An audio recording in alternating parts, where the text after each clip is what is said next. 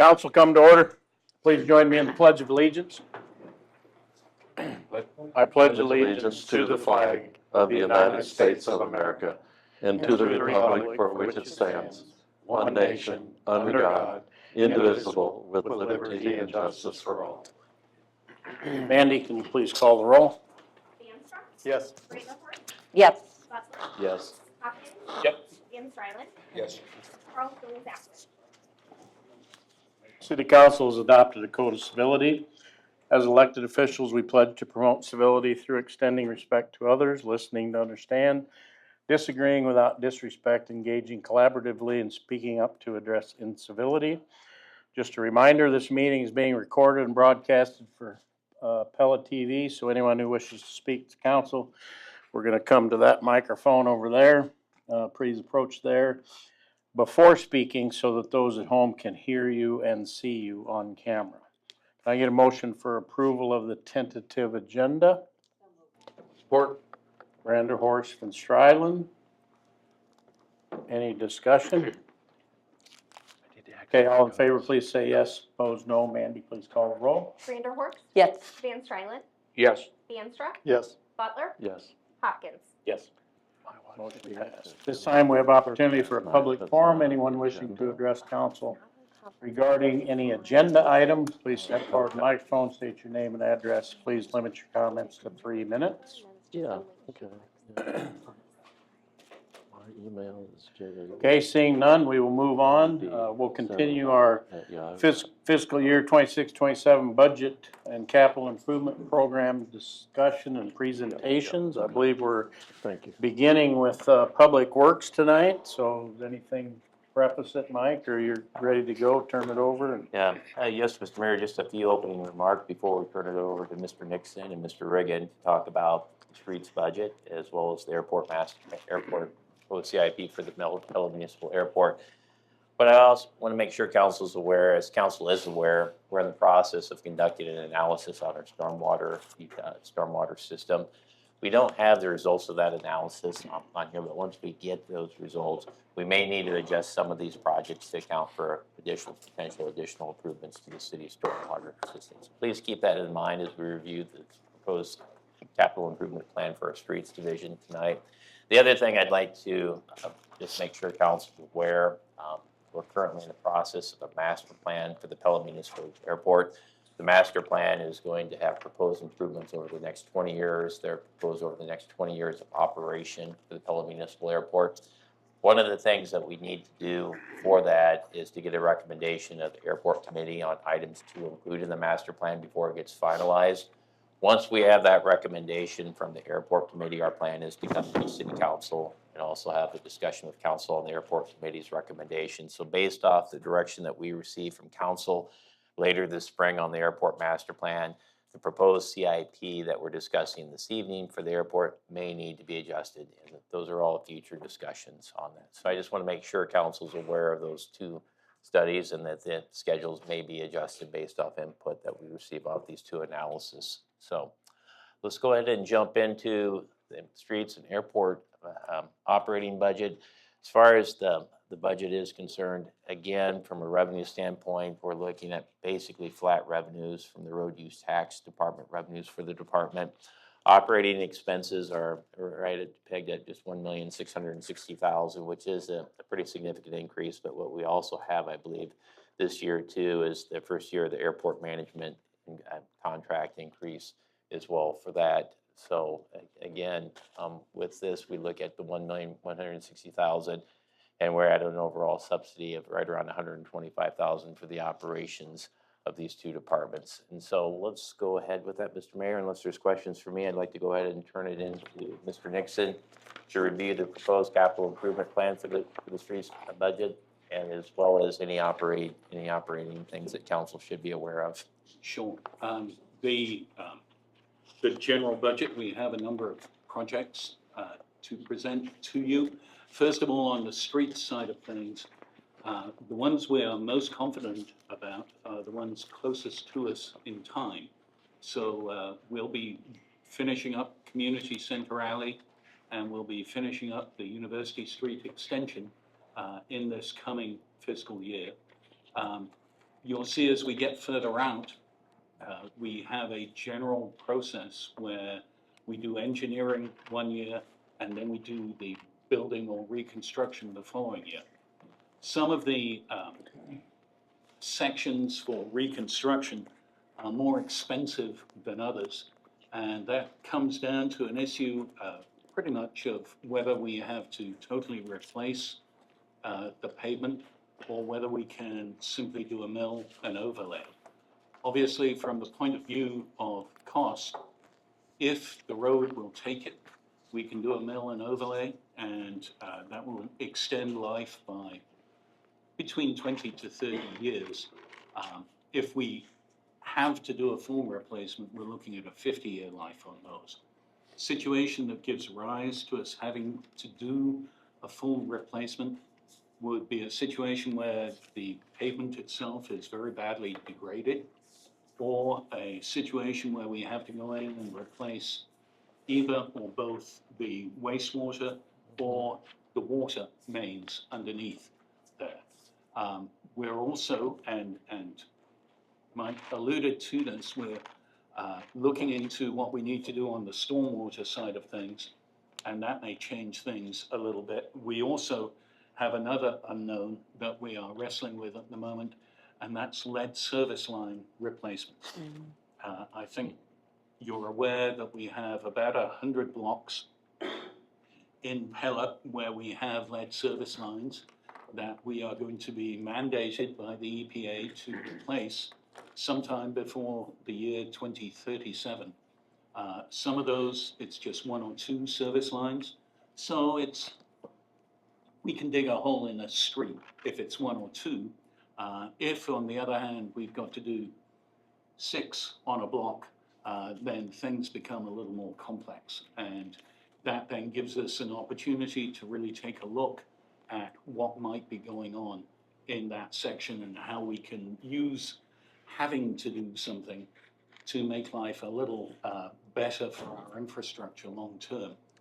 You'll notice up there, East Third is down there twice for 3 segments, or 2 segments rather. Oskaloosa to Peace, which is significantly more expensive than Independence to Franklin.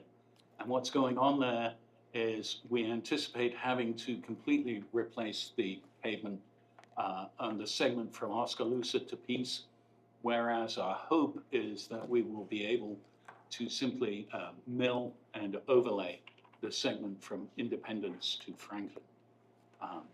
I think the next slide has a couple more. Yep, there are a few more things in there. We have amount each year for street tree removal. When trees start overhanging, getting too close to the roadway, we have a program in place where we can remove those as needed. And it's interesting, I for my own peace of mind, I took a look at Woodlawn today because we're only doing about 1.5 blocks on there. And I wondered why we needed to do a full rebuild on that. And then I drove over it and I understood why we needed to do a full rebuild on that. So, you know, when we can and where we can, we want to extend the life. Sometimes, though, we simply have to go back to basics. So those are our various street projects.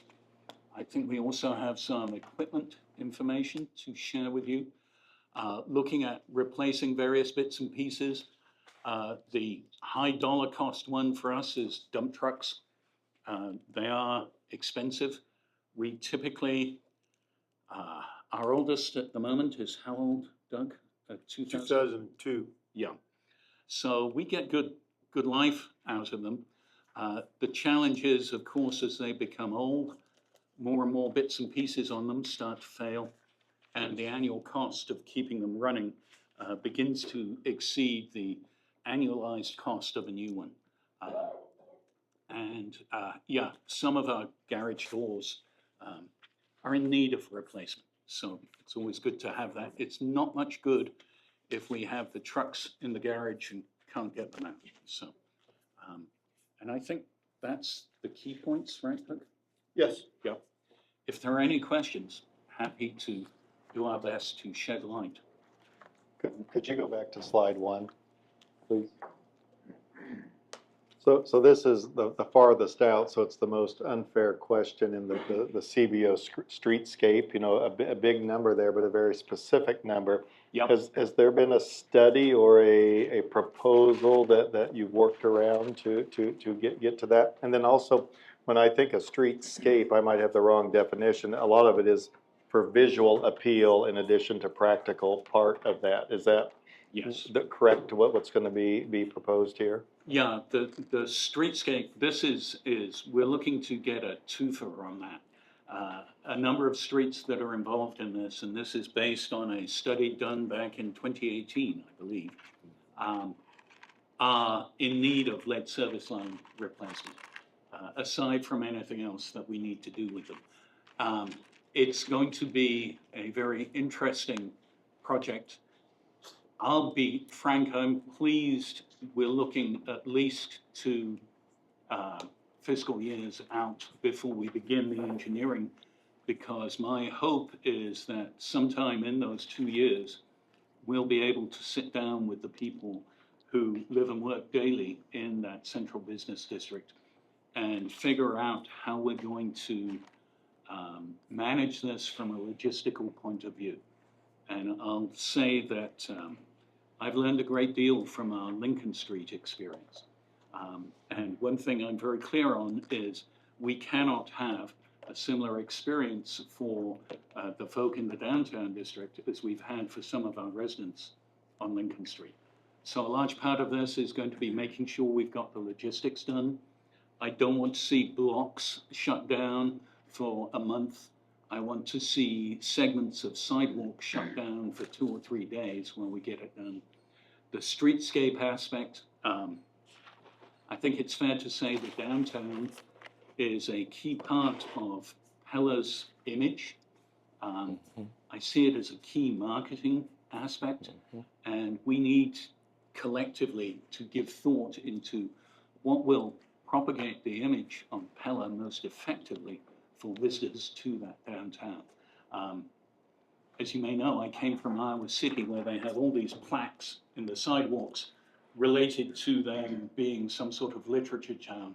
I read before I got there, I read when I left there, so it didn't have much impact on me, but apparently some of that stuff does impact people, and we want to make sure we make the best use of that, which is a very long answer to a question. I hope that gave you the information. Okay, Wolf, can I chime in with that, Sure. that as well? What we envision too, by putting that project out there, that's a significant item for the city of Pella, is renovations in the downtown. And I'll state for the record, calling it streetscape, that's probably on administration and that terminology. It's not a streetscape project. This is hardcore infrastructure replacement in the downtown. Yeah. What we anticipate starting that far out is we'll have work sessions sometime during this upcoming fiscal year starting on it. And what I really intend to have the policy and planning discussions at council, where we talk about the plan, the ultimate improvement plan, the complete downtown timeline on it. So those initial discussions we anticipate holding with council this fiscal year. When you look out to 2030, as Will stated, that's going to take a lot of public input, as well as a lot of communication to the public as well. So we've got some lead time. That's a very important project for the city, and we anticipate holding those policy and planning sessions this fiscal year or the upcoming fiscal year.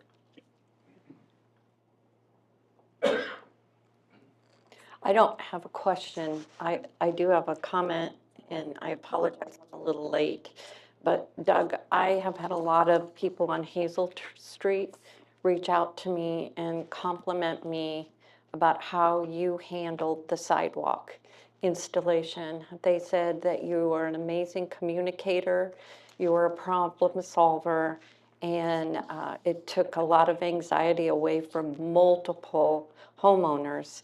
And when that anxiety is gone from them, then it's also gone from all of us as well. So I really appreciate that. And I apologize that I'm a little late in my message, but it's nonetheless sincere. It was a needed project, I think we all Yep. agree with that. Yep, and you handled it miraculously. Thank you. Thank you. Richly. Yes. Any other questions or concerns or comments on the streets side of things?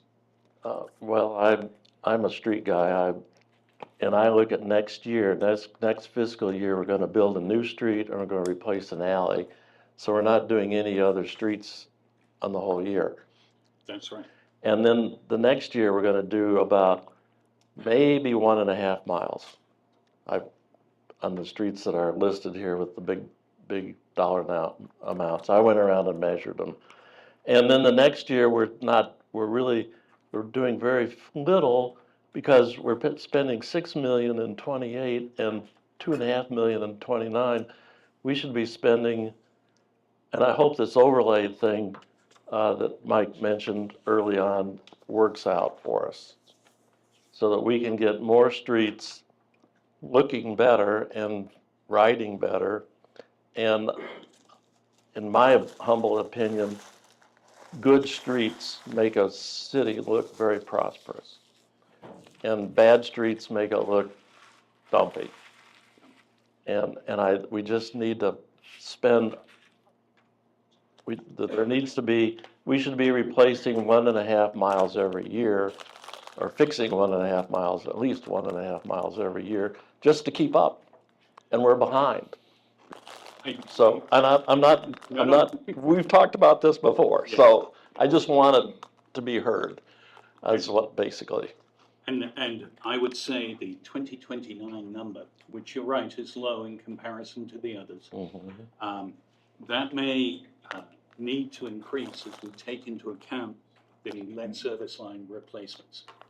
Because we haven't folded all those streets into the plan yet. Okay. That's part of this coming year. One of the requirements the EPA has placed on us is that each of the 10 years they've given us to do this, we have to handle 10% of the lead service lines. So we'll have to make that work. A nice complicating factor. Yes, it's just to keep us busy. Yeah. Do we have confidence that we've identified a large portion of the lead service lines? I would go further and say I think we've got them all at this point. Okay. That's great. I'm very comfortable with that. It's, they are, of course, where you would expect them to be, in the older parts of the city. And that poses particular challenges when it comes to narrow right-of-way and also quite a lot of utilities in the right-of-way. So that makes it a little more challenging because you're sort of having to go under and through the knitting, and some of the knitting isn't where it should be. We had an issue on Lincoln today that some utilities are nowhere close to being as deep as they should be. What a surprise. But yeah, that's part of what we do. We figure those things out. So I think you said in your initial statement, you gave us a number. What was that number for lead service? We have 100 blocks and we have a total of about 400 lead service lines to replace over those 100 blocks. Yeah. Also, I'd like to add too, and just to make sure everyone's aware, the EPA's rule on replacement of private service lines, lead service lines, is being challenged in court right now by the American Water Works Association. And it's my understanding the DC Court of Appeals is currently hearing the case, or scheduled to hear the case yet this spring on it. So one of the dilemmas that we have is we want to make sure once we start, we understand the rule on it, because I believe the rule is not only what's in the right of way, it's going all the way to the house. Yeah. And what the American Water Works Association is challenging is just because it's a lead service line does not mean the city owns and has access to a property owner to replace the lead service line all the way to the house from the main line on it. And so that's being challenged as a basic premise is you can only replace what you have control over and what you actually own on. And so that is what the court is going to be weighing in on, and we're hoping to have guidance on this here soon, but in starting it, it's difficult to initiate a project when you don't know what the final rules are going to be or the legal challenge is going to be, and then two, which financial assistance is available at the federal level to help with this as well. So those are items that we're hoping to have guidance on soon, but as Will stated, it's a significant item that would likely probably alter some streets or include some additional streets. That's probably a better way of stating it as well. Yeah. So Yeah. So you won't, you haven't been with us too long, so you're still, the plans for these particular streets over the next, let's say, 3 years, you were part of that conversation? Because what John is saying, I think, is something we need to think about. Now, I would like for you to, a lot of times we bring it down to cost. Well, that's not the only factor. Obviously, we have to have staff. The Lincoln Street is a great example of the time consumption to do a project like that. Yeah. So we have to not only figure out how to pay for it, but we have to have the staff to do it. And so I'm just curious if this plan you have presenting here, if you've been part of that discussion, if you're going to do some more review, and because I would like to accelerate some of this also. Yeah. So anyway, I would appreciate that we consider, or strongly consider, moving some of these projects, or if we need to do more. Yeah. Of those types of things. And again, it's not only just the cost. That's obviously part of it we have to deal with, but our ability to run these projects and do these projects, so. Yeah. Obviously, when I arrived here, we already had the plan in place through 2030. And that plan, we have not fully, we've got a sense of where we're going when it comes to the lead service line side of things. We also have to factor in there the stormwater side of things as well. Those are going to impact stuff as we go along. I have, I wouldn't say been scared about, but I have been concerned about the central business district, because there is going to be a need of expert logistical management. Let me put it that way. It's the old thing, and I'm sure you're familiar. There are 3 things you can have on a project. You can have it fast, you can have it cheap, or you can have it good. And we go with low bid for most of our projects, which we hope says cheap and good. Well, we need fast in the central business district. You can't have businesses where people can't get to the business for weeks on end. So we may need to look at new ways of contracting. That's a big issue. And we'll need to figure out how best we can do that. There are going to be other things coming there. One of the things, actually on the plate of myself and my 3 superintendents, is going to be getting a detailed plan for taking care of all of these lead service lines, because I think we have about 18 months to get in on the state revolving fund at a 0% interest and up to 40% forgivable loan program if we have a plan. So we will have a plan. And, so yeah, there are a bunch of things we can do. In terms of the staff to manage it, I think I could not be prouder of the staff that I have, and I could not be more blessed. They are extraordinarily good at what they do. And as Councillor Brandon Horst just said, I have a great communicator here and a couple more back there. And, they really do good things. One of my favorite photos on Lincoln Street is, for example, of a golf cart that we provided for some of the mobility challenged folk there, that during the winter had chains attached on the drive wheels, which I thought was wonderful. So if we need to up it, we can do it from a personnel point of view. The funding will, rocks get turned over and we'll search the couch for change, but yes. Yeah, and I'd also like to add, and I agree with the comments on the staff, but it's also important to note that not all projects on here, the city's in control of the timeline, regardless if you have staff or funding. And we've gained, as we realized on Lincoln Street, when you work with these utilities, particularly telecommunication utilities, that's non-Pella fiber, that due to federal laws, it's very difficult to get them to move their infrastructure. It can be difficult.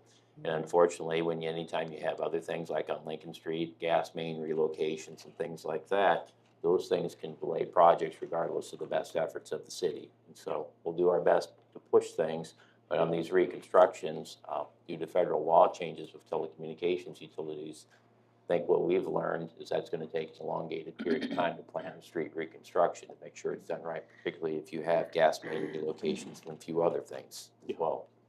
Yeah, and they have 5-year plans as well, and we want to make sure that we have as good communication with them as we can. Okay, so I have one more question, then I'll Sure. leave you alone. So I think you've stated, you have a pretty detailed idea of the lead service pipeline, or whatever the right word is. Lead, there's lead pipes, let's Yeah. call it that.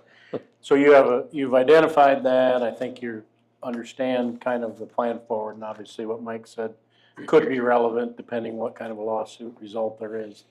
How about the stormwater issue? What's our timing on getting a kind of a precise answer to that issue and planning for that issue? Because that will affect some of these projects also. We will have the report on our stormwater situation by the end of April. It's due no later than April 30th. And that will give us a detailed plan for how we should go forward. It will also include, I believe, recommendations as to whether or not, or to what degree we should consider a stormwater utility. Now, a utility is, some people will say that's another way in which we charge people money. And there is that aspect to it. But it's also another way in which we get the infrastructure that we need to serve the people of the community. I know that we have a few, I've not yet been here when it's had a good thorough rain. That may be coming in the next couple of days. And I will be going out and looking to see where we get the pooling water. Because that, there's nothing quite like observing it firsthand. And every city has issues with stormwater. We need to come up collectively with a plan for what are the most critical things to address. How do we move those forward as well as we can? And at the same time, how do we make sure that everyone in the community feels that this extra money they're now being asked to give is going to a good cause?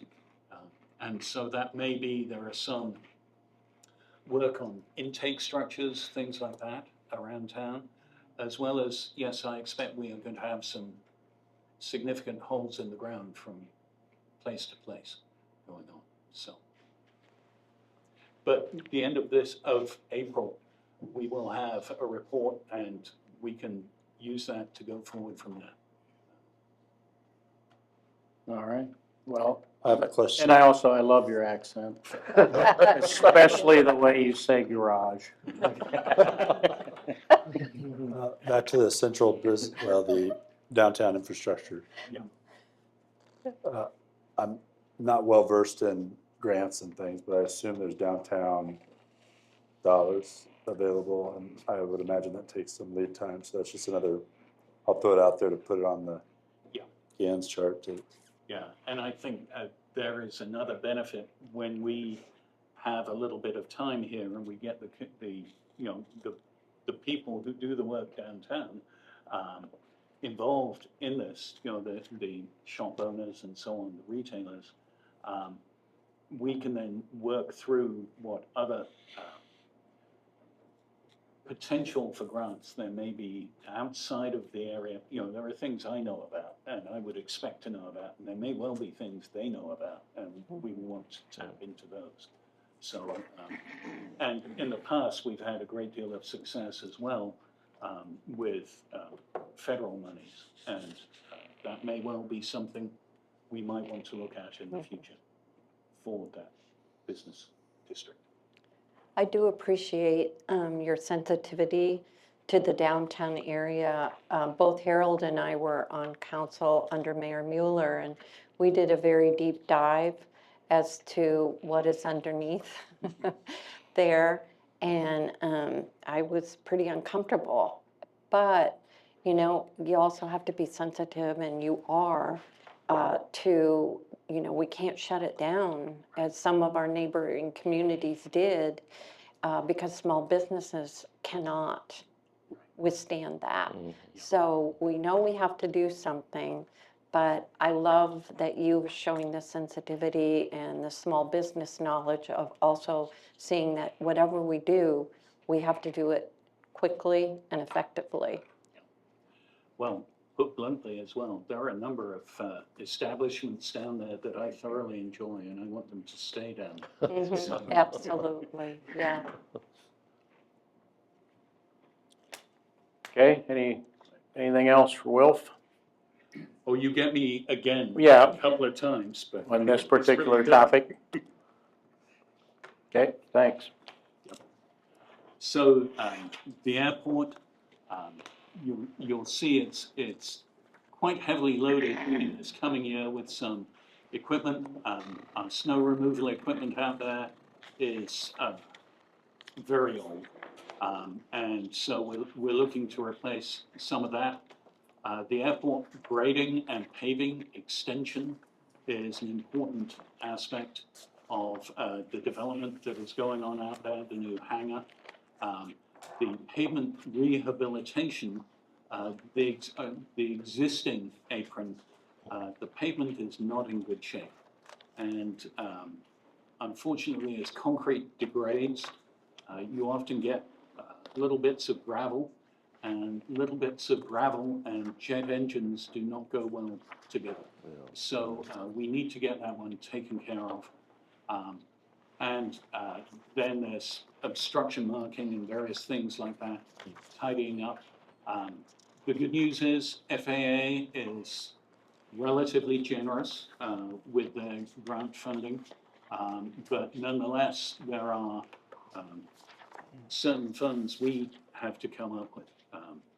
So you see the grand total there. The other longer-term project we have is constructing a parallel taxiway. This is going to greatly improve safety out at the airport.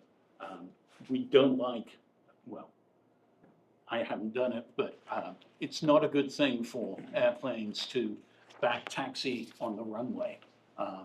You know, bad things happen or have the potential to happen when that happens. So we'll get that parallel taxiway in there, and hopefully we'll be able to get that through.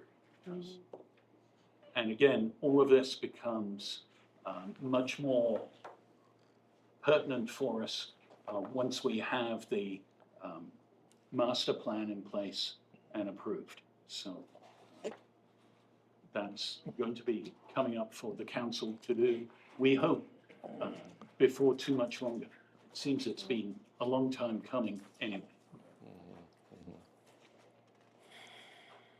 So I don't know if there are any questions on that.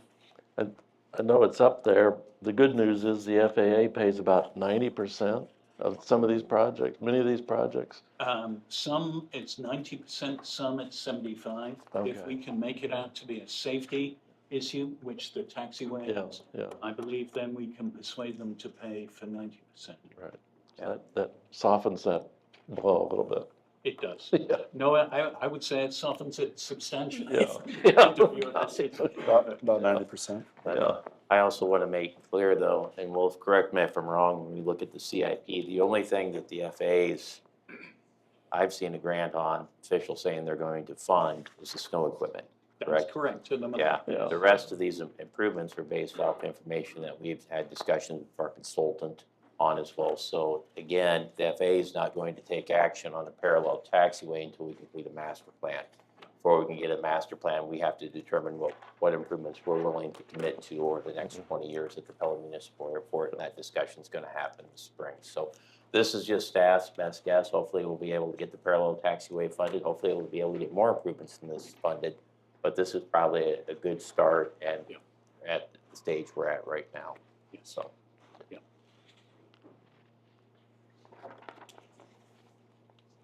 Okay, any other questions? Airport questions? All right. Okay. Before we turn the floor over to Will, let's go over, Mandy, if we could just show the financial statement, please, on this one. Okay, let's talk about the water utility, and if you recall, we are proposing a 10% increase in water rates. And the driving force of this is two things. One, when we look at the street department budget, if you looked at the funding sources on some of these projects, the individual water and wastewater components are included in the street budget. Appears to me that if we're going to be doing street reconstructions on this, each of these utilities needs to have the capacity to do underground work on it. These projects on these underground reconstruction are somewhere in the range of $200,000 to $300,000 per year. Right now, both utilities would struggle if we had consistently a $200,000 to $300,000 underground project in the budget. So the rate increase is both for the underground work that's being proposed for street reconstruction. The second thing that we have immediately is on April 7th, we'll have a contract with Greenwood Consulting for engineering for a third deep well for the utility. When you look at the deep well for the utility plus the transmission main on that, that's about a $6.7 million improvement. When we did some rough calculations on that, we believe if we're going to finance that improvement, which I would tell you, I believe, and I'm recommending the community that we proceed with the third well, we may need to increase rates somewhere between 20 to 30% over the next 3 years on the water utility. And so what we have here, the things that I believe the rate increase is necessary is if you look at this beginning fund balance, this is where we think that we're going to end up at the end of this current year. So that's June 30th, 2026. When you look at the water service charges up there on it, you factor the utility is about $3.5 million revenue. That fund balance will buy about maybe 2 street projects on it.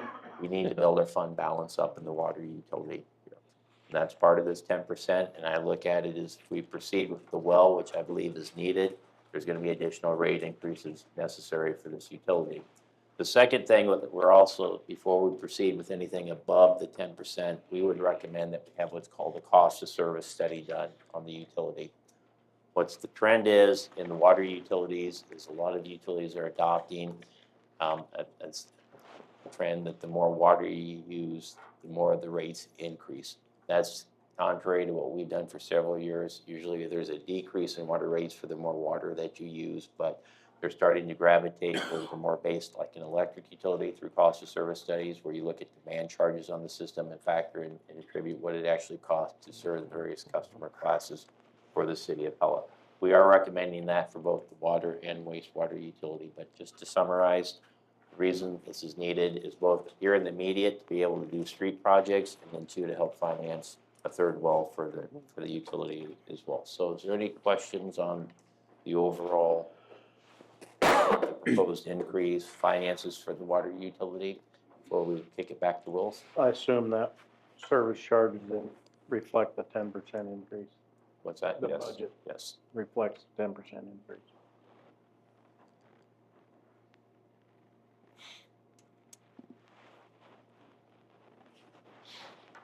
So as we go down the list here, the 16-inch water transmission main, that's tied in with the new Jordan well. The airport water main loop and extension, that's something I think is coming up on April 7th. We talked about it, and that's about $900,000. Distribution maintenance, sad to say that occasionally we have leaks. And getting those fixed, what was the most recent one, Brent? Central Tire. Yeah, by Central Tire. And we'll come back to that one because the piece of equipment that we were able to use saved us there. You see the engineering for the Jordan well coming up, the lead service line inspections. Once we have clarity on this. I'm hopeful that some of that money can go towards replacing lead service lines on a block where we have maybe 1 or 2 lead service lines that we can reasonably deal with by digging a small hole rather than having to take the whole street up. And those may be things we can do ourselves in a house, which obviously helps a lot. You see the rate study there, and then the various bits and pieces associated with our reverse osmosis system that gives us some beautifully clean water. We have annual inspections and membrane cleaning. And then every so often, you see the need for a membrane replacement, which is, you know, again, that's part of keeping it running well. I think the next slide will show us the remaining bits and pieces, the skid loader, water tower painting. The water tower by the elementary school on Main Street will need repainting this coming fiscal year. It seems like a lot of money to paint it, you know, and my initial thought on seeing that was, well, no, I didn't think I could go up there because I'm not good with heights, but, you know, we could find students, but no, part of this is way underneath the current coats of paint, there is some lead-based paint. So we have to encapsulate the whole thing, Oh my God. do various sandblasting, and then repaint it. So it is unfortunately a fairly complex process. And we do look at our water towers every 3 years. We check them out again to make sure all is well. The other thing there that you see that's quite a big sum of money is the water meter replacement. That's very important for us. Obviously, we have to measure what people are using, and we're moving towards upgrades over time so that we can provide, well, we can first of all obtain more real-time information on who's using what, and then potential down the road is we can share that information with the end users themselves so they can see if they are using more water than they expect to use on a daily basis, for example. So those are the basics of what's going on. The big cost for the Jordan well comes in the following fiscal year, 2028. That's when the drilling and putting in that transmission main is going to happen. But it's part of ensuring that we do what I think was described a couple of weeks ago as one of the most fundamental tasks It is. that we have in public works, which is providing good, clean, safe drinking water to people. So happy to take any questions. That's the outside of the tower, right? Yes. They had the inside done some years So back. the whole, this will be the whole It's inside both. and outside. Well, this is inside and outside. Okay. One word you could add to your mandate to provide is uninterrupted.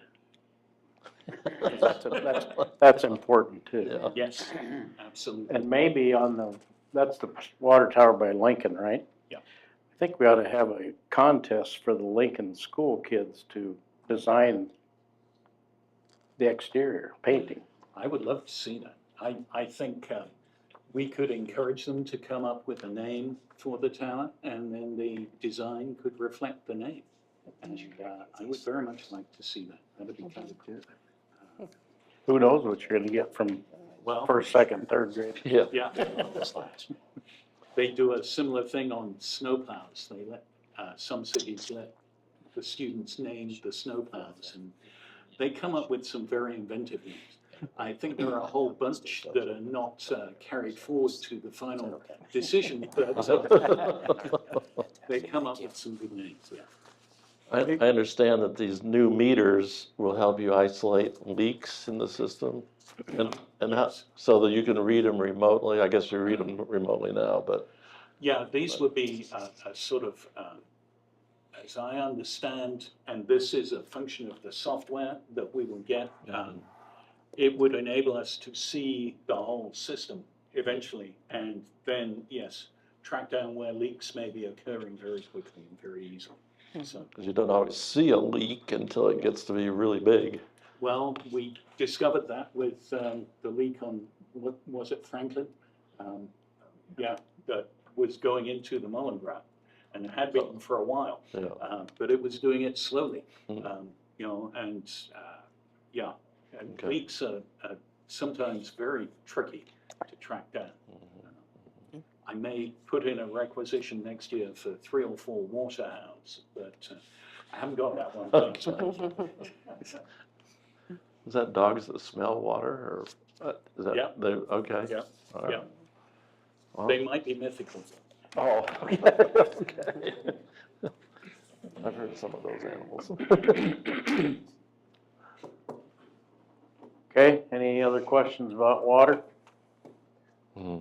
Comments? All right. Let's- Okay. Andy, let's go ahead, if we could go to the financial statement again. We are proposing for the city's wastewater utility a 10% increase as well, very similar to the water utility. We've got both the here and the now that we're trying to deal with. When we look at street reconstruction, which we're going to likely have an active street reconstruction schedule here in the next few years, we need to make sure that we have funds available in the wastewater utility to perform those reconstructions. So it's very similar to the water utility when we talk about fiscal capacity, be able to handle those $200,000 to $300,000 worth of street projects that we have for the wastewater utility. The second item that we have, and Wolf and David will be talking about this very shortly, is the nutrient reduction standards that we are required to comply with as well. When you look at that, that's a relatively large capital expenditure, and I'm not going to steal the thunder on explaining the project, but we're looking at starting the feasibility study for that this next year. As part of the feasibility study, we'll have revised cost estimates, and looking at it, these cost estimates, when you look at the facility plan, could be upwards of $25 million. If you were to factor the $25 million and spread that over the year 2030 to 2031, we could be looking at rate increases of upwards to 40 to 50%. So with the 10%, what we're hoping to do is fund the here and the now, be able to do street projects as well. We're also proposing a cost of service study for the wastewater utility as well, very similar to the water utility. And hopefully we can dovetail it into with the wastewater facility upgrades as well, and have rates that are reflective of actually what it actually costs to serve the various customer classes of the city. So if there's any questions, what's being proposed for the city's wastewater utility as far as the rate structure, I'd be happy to answer them. But if not, we can go ahead and turn it over to Wolf to walk us through the capital improvement plan. So, quite possibly the first thing that'll leap out at you in the coming year is our jet vac truck replacement. Jet vac is basically a very specialized piece of equipment that can both deliver and remove water and various other bits and pieces from holes in the ground. Our current vehicle is a 2007 vehicle. It's got a little over 2,600 hours on it and a little over 13,000 miles. The low mileage is no big surprise. It doesn't go out of town. So it's just driving around town. I mentioned we'd had a water main break out by Central Tower, I believe, and the current jet vac was put to use there to do what we call hydro excavating. When you're in a situation as we were there, where you've got a mess of knitting over your water pipe, you don't try and dig, you blow the water away. And that's what a jet vac allows us to do. There were a few somewhat nervy moments when the jet vac was getting a little hot and bothered during this process. And it reminded me that it's not just a truck, it's actually an emergency vehicle. In situations like this, where you have a water main break, or in other equally unpleasant situations where you have, for example, sewage in people's basements, we don't want to have to wait 3 weeks for a pump to come in. So we need a fully up and running vehicle. And while it doesn't sound that old, it's definitely showing its age, unfortunately. And from my point of view, that is very much needed. The nutrient reduction upgrades, that's a process, as you can see there. We've got it going on for 4 years. We begin this current year with a sort of outline study. We are required by DNR to change the way we are processing our waste. We currently use an anaerobic digester, but apparently that doesn't do a good enough job on the nitrates. Is that the issue?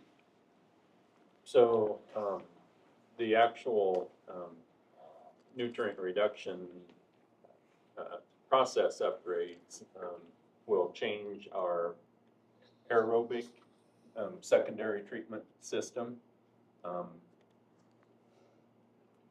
Currently, we are only required to remove ammonia nitrogen. Right. And the nutrient reduction plan will require us to remove total nitrogen and total phosphorus as well. The change from anaerobic digesters to aerobic digesters has to do with compatibility for the phosphorus removal. But the main process upgrade will change our current aerobic aeration treatment to what they call an MLE process. And then the MLE process is what will biologically remove the total nitrogen from the wastewater. Our feasibility, our nutrient reduction feasibility report that we turned in to DNR, I believe it was in 2024. The engineer's estimate for, only the nutrient reduction upgrades, I think was 12.1 million. The larger number is taken into account replacement of a lot of other aging equipment that didn't get addressed with the 2019 upgrades. At that time, a lot of this equipment still had some life left, and we're going to get 10 or so more years out of it. But the larger number is looking for other equipment replacement, facility upgrades, repairs, all to be identified as part of the facility plan that we are going to get started on in July. Yeah. And of course, an important part of the upgrade plan is making sure we can continue to operate while we're rebuilding the plant. It's a little like changing a tire while you're driving down the freeway. So there are certain aspects to it that will be challenging in that regard. Other things on there, if we go to the next slide, I think the only other thing there is part of a skid loader. You'll notice the sewer lining project. One of the ways in which we can extend the life of some of our older sewers is by lining them. You can't do it with everything. And particularly clay sewers may have cracks in. If it's just cracks, lining works. If it's more than cracks, we probably need to do a full replacement. We fortunately have a good televising program in place that allows us to really see what's going on in those sewers. And that's a critical part of what we do to track things down. So that's very important for us. And I think with that, we'll try and address any questions. Are there quite a few of those clay pipes down there yet? Yeah. a lot of them. And my guess is that we may find a number of the areas where we have lead surface lines, we also have clay climbs. Now, we can cross fingers and hope that they're in good shape, but that'll be up for us, we'll have to look and see. Seems like we've done a fair amount of relining in the last, I know Denny used to bring us a piece of the clay and show us what was going on. I think we've done a fair amount of that, so. The facility upgrade that you're talking about, I'm totally uneducated here, but, $20 million does that include a new facility, a structure, or is that just all the inner workings, or? No, that does not necessarily include any new structures. It is rehabbing and revamping, some current tanks and treatment processes. And, it's replacing various pieces of equipment that have not been upgraded. We've still got a fair amount of equipment that is, was new with the plant in '81. So, we can do the math there and see that, some of this equipment is 45, 50 years old. And if we're looking at a kind of a 20-year facility plan, then you'd start seeing some of this equipment being 60 or 70 years old. So. Are those nutrient reduction parameters from the DNR relatively new, or have they been in a while and we're just hitting the point now to do that? So they started this nutrient reduction strategy. It's basically for the Mississippi River drainage basin.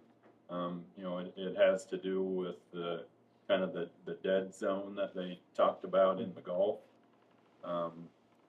And they kind of started out saying that it was voluntary, but they mandated that cities, do a feasibility study and report back, and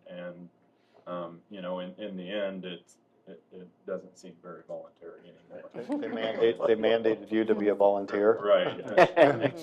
We've had to turn in two different feasibility studies to them, to DNR so far, and after we turned the last one in, they amended our permit, so it's written into our discharge permit now. You happen to know if the same limitations applying on the agricultural side of things? I know it's not our purvey, but I'm just curious. See, I think they're picking on what they consider easy targets, and maybe easy isn't the right word, but I think the EPA and DNR feel like cities and utilities have the ability to fund these upgrades basically through rate increases, where the ag industry, it's a lot harder for them to pass that on and mandate it. Basically, hasn't the state of Iowa kind of waged war on the nitrate distribution throughout the state? And I think you're right, and I'll go ahead and say it. I mean, the state is looking at avenues and revenues that they can control. And I think that's what we're looking at. It's been a huge hot button topic for the entire state over the last 2 years, I believe.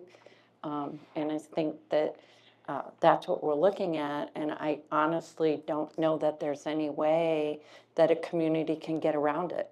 We will have to comply. I think we want to. Yeah, I think on the agricultural side, I've read about filter zones where the water's running off, and it goes through a area of grass and whatnot like that, and it filters a lot of those nitrates out. And then with the GPS systems that we're seeing today, the fertilizer is being applied a lot more strategically than it has been in the past. It used to just be blanket stuff, and now they can gauge where it's needed. Right, with the cost of fertilizer, it is more Yep. economically Right. feasible for at least the bigger farmers to do that, you know, Right. they can actually adjust their rate Mhm. to meet the needs of their soil. Yeah. Okay. And excuse me, the revolving water fund, what can you tell us about that? How's, from the state? It's a state revolving fund. And Brian helped me out on this, but it's a state-sponsored program. It's also partially federally funded. It's a very attractive interest rate. When you look at this SRF program, we believe the interest rate overall will be about 2.75 to 3% on the debt for that. In comparison, if we were to issue revenue debt for this, be considerably higher than the 2.75 to 3%. In addition, another attractive thing with the state revolving fund is usually there's a planning and design loan application that funds the engineering for the project at a 0% interest cost on the project while the engineering is going on, and they let you roll it into the long-term debt for the project. I would think another attractive option with the SRF is while the project's under construction and it's not operational, you could also be making, actually, is it interest-only payments at that time, Brian? No, it's interest and usually it's minimal, like $1,000 or something Okay, until yeah. it's closed, because Yeah. it's a drawdown loan. is So what it is.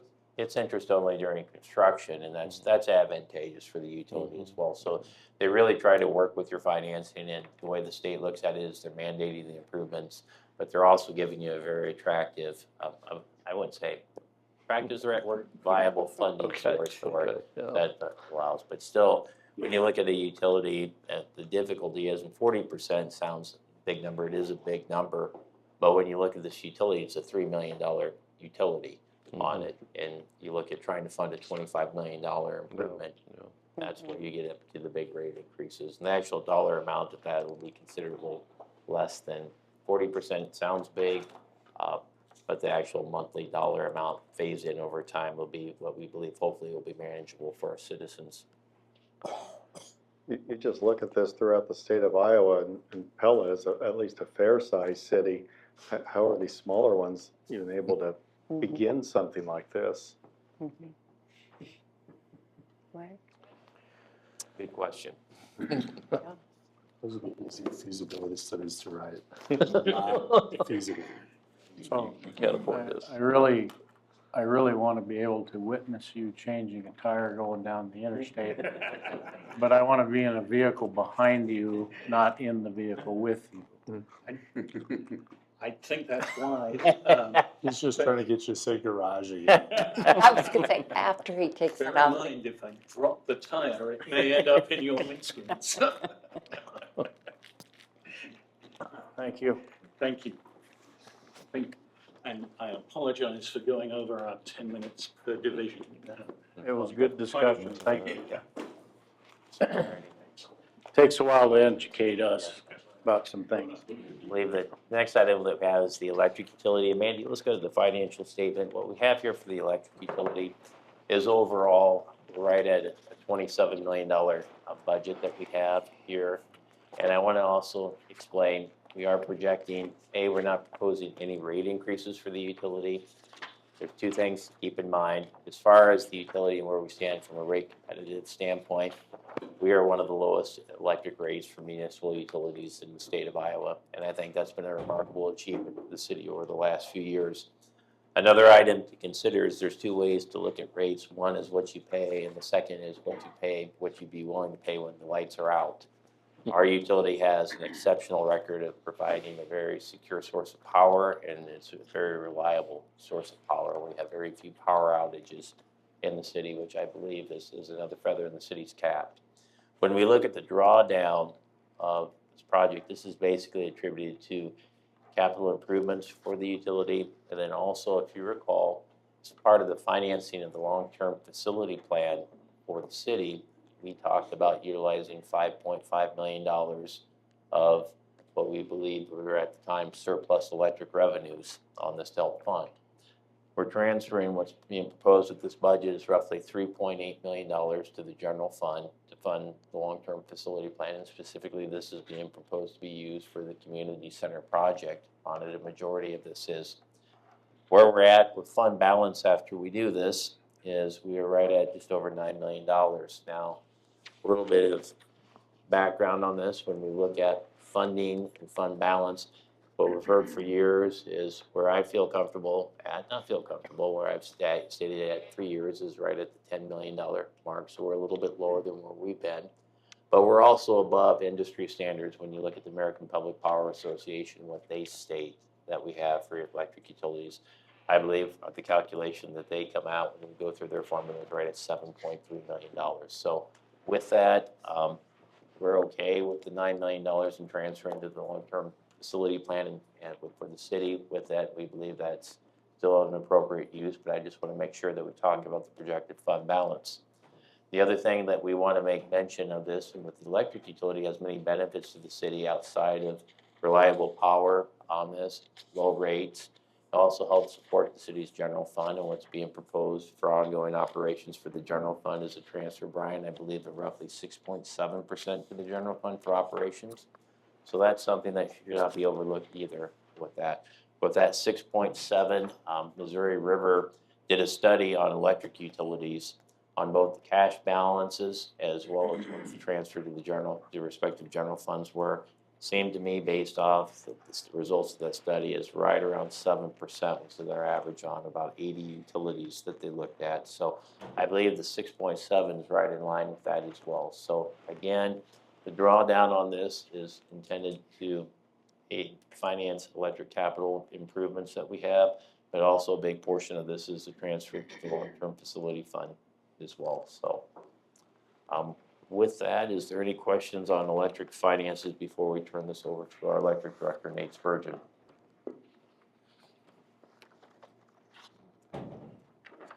Okay, Nate, go right ahead. Well, is everybody comfortable? We're going to be here a very long time. As you can see, in the 2027 fiscal budget, we're proposing advanced metering infrastructure. That's going to kind of parallel with what Wilf was talking about a little while ago with his water meters. This is going to be the system that replaces everyone's electric meter on every home and business and industry in Pella, and it makes it interface with our Pella fiber utility so that we can read those meters directly on our fiber backhaul to the office.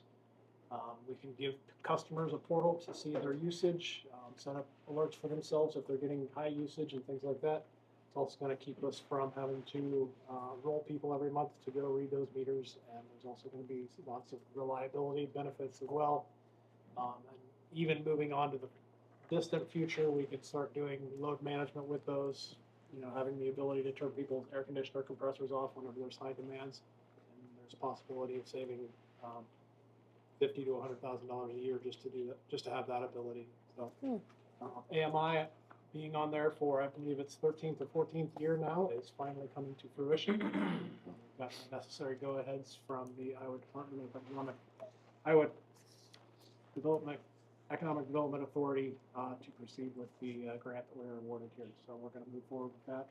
We'll be seeing a bid letting in the coming weeks, probably in April or May.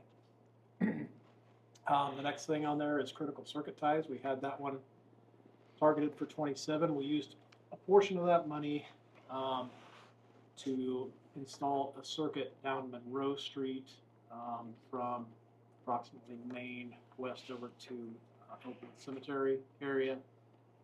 That was to alleviate the Lincoln Street reconstruction project to make it so that we could take that electrical duct bank that goes along Lincoln Street out of service. So we went ahead and used part of that.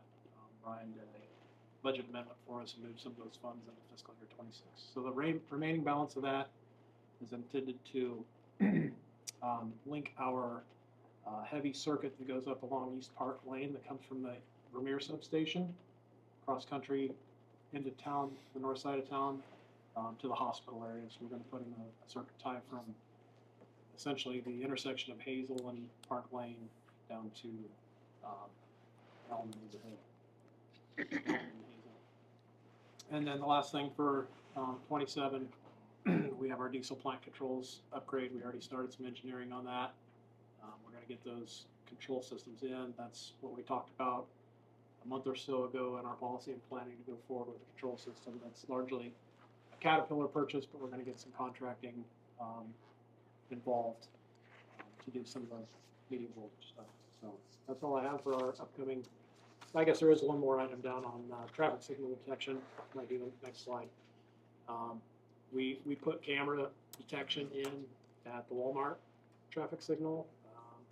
When we installed the one over by Quick Star, we had it put in there. Last year, we put them in on South Clark Street at Oskaloosa and Truman. And I think we've seen some improvements in some of those areas. So we're really happy with that. So we're going to keep moving on with those and replace some of the in-ground detection with camera detection. And these have been much more reliable than the first iteration of camera detection that we had at the Walmart intersection when that was put in 2007. So that grant, that federal grant, the 775 that's for the AMI, right? Yep. I thought it was bigger than that. Have we already used some, or?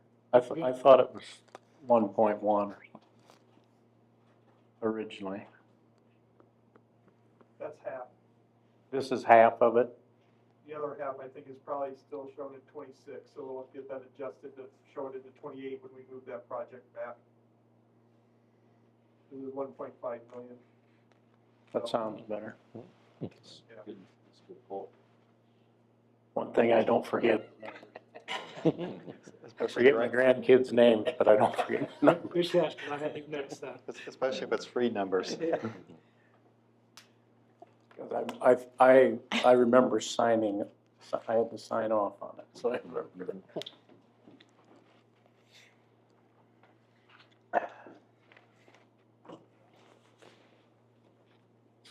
I guess the only thing I'd like to add, I do appreciate Nate volunteering to be the first department head to write the lead story for the newsletter. That was an easy task. I had a lot to talk about with that.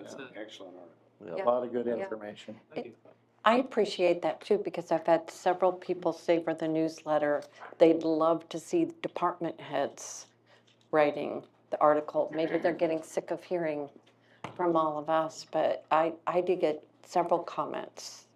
Now I've got a target on my back. No. I wanted to say that I was so excited to see the work started at the site of the old light plant. I appreciate that. It's been a long time in coming, and you have no idea how happy you made me just seeing those mounds of dirt. Well, hopefully get some of that dirt churned up. We can plant some grass and get it to grow. That'd be great. That would be so great. Thank you. All right, thanks, Nate. Great job. Community services. Okay, our community services and recreation department is taking their seats. Let's go ahead and start with the presentation. I have a few slides over at this department and been actively involved with the department on an interim basis, actually since last February of 2025. Both Mandy and I have. We've worked very closely with this department with it. And so part of this presentation will be my presentation, and we'll turn over to Spencer for the recreation portion. But I just wanted to highlight, just to refresh, when we talked about yesterday, financial statements and premises that the budget's based on, it's also important to note that the Recreation Center project is progressing very well on this. And currently, we believe that project will be completed somewhere either in June or July of 2027. We're planning on actually opening up the Recreation Center in August of 2027.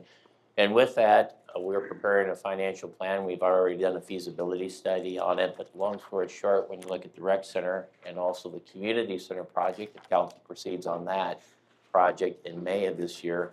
That project is scheduled to be completed in April of the following year. We believe that the operation will be operational 27, 28.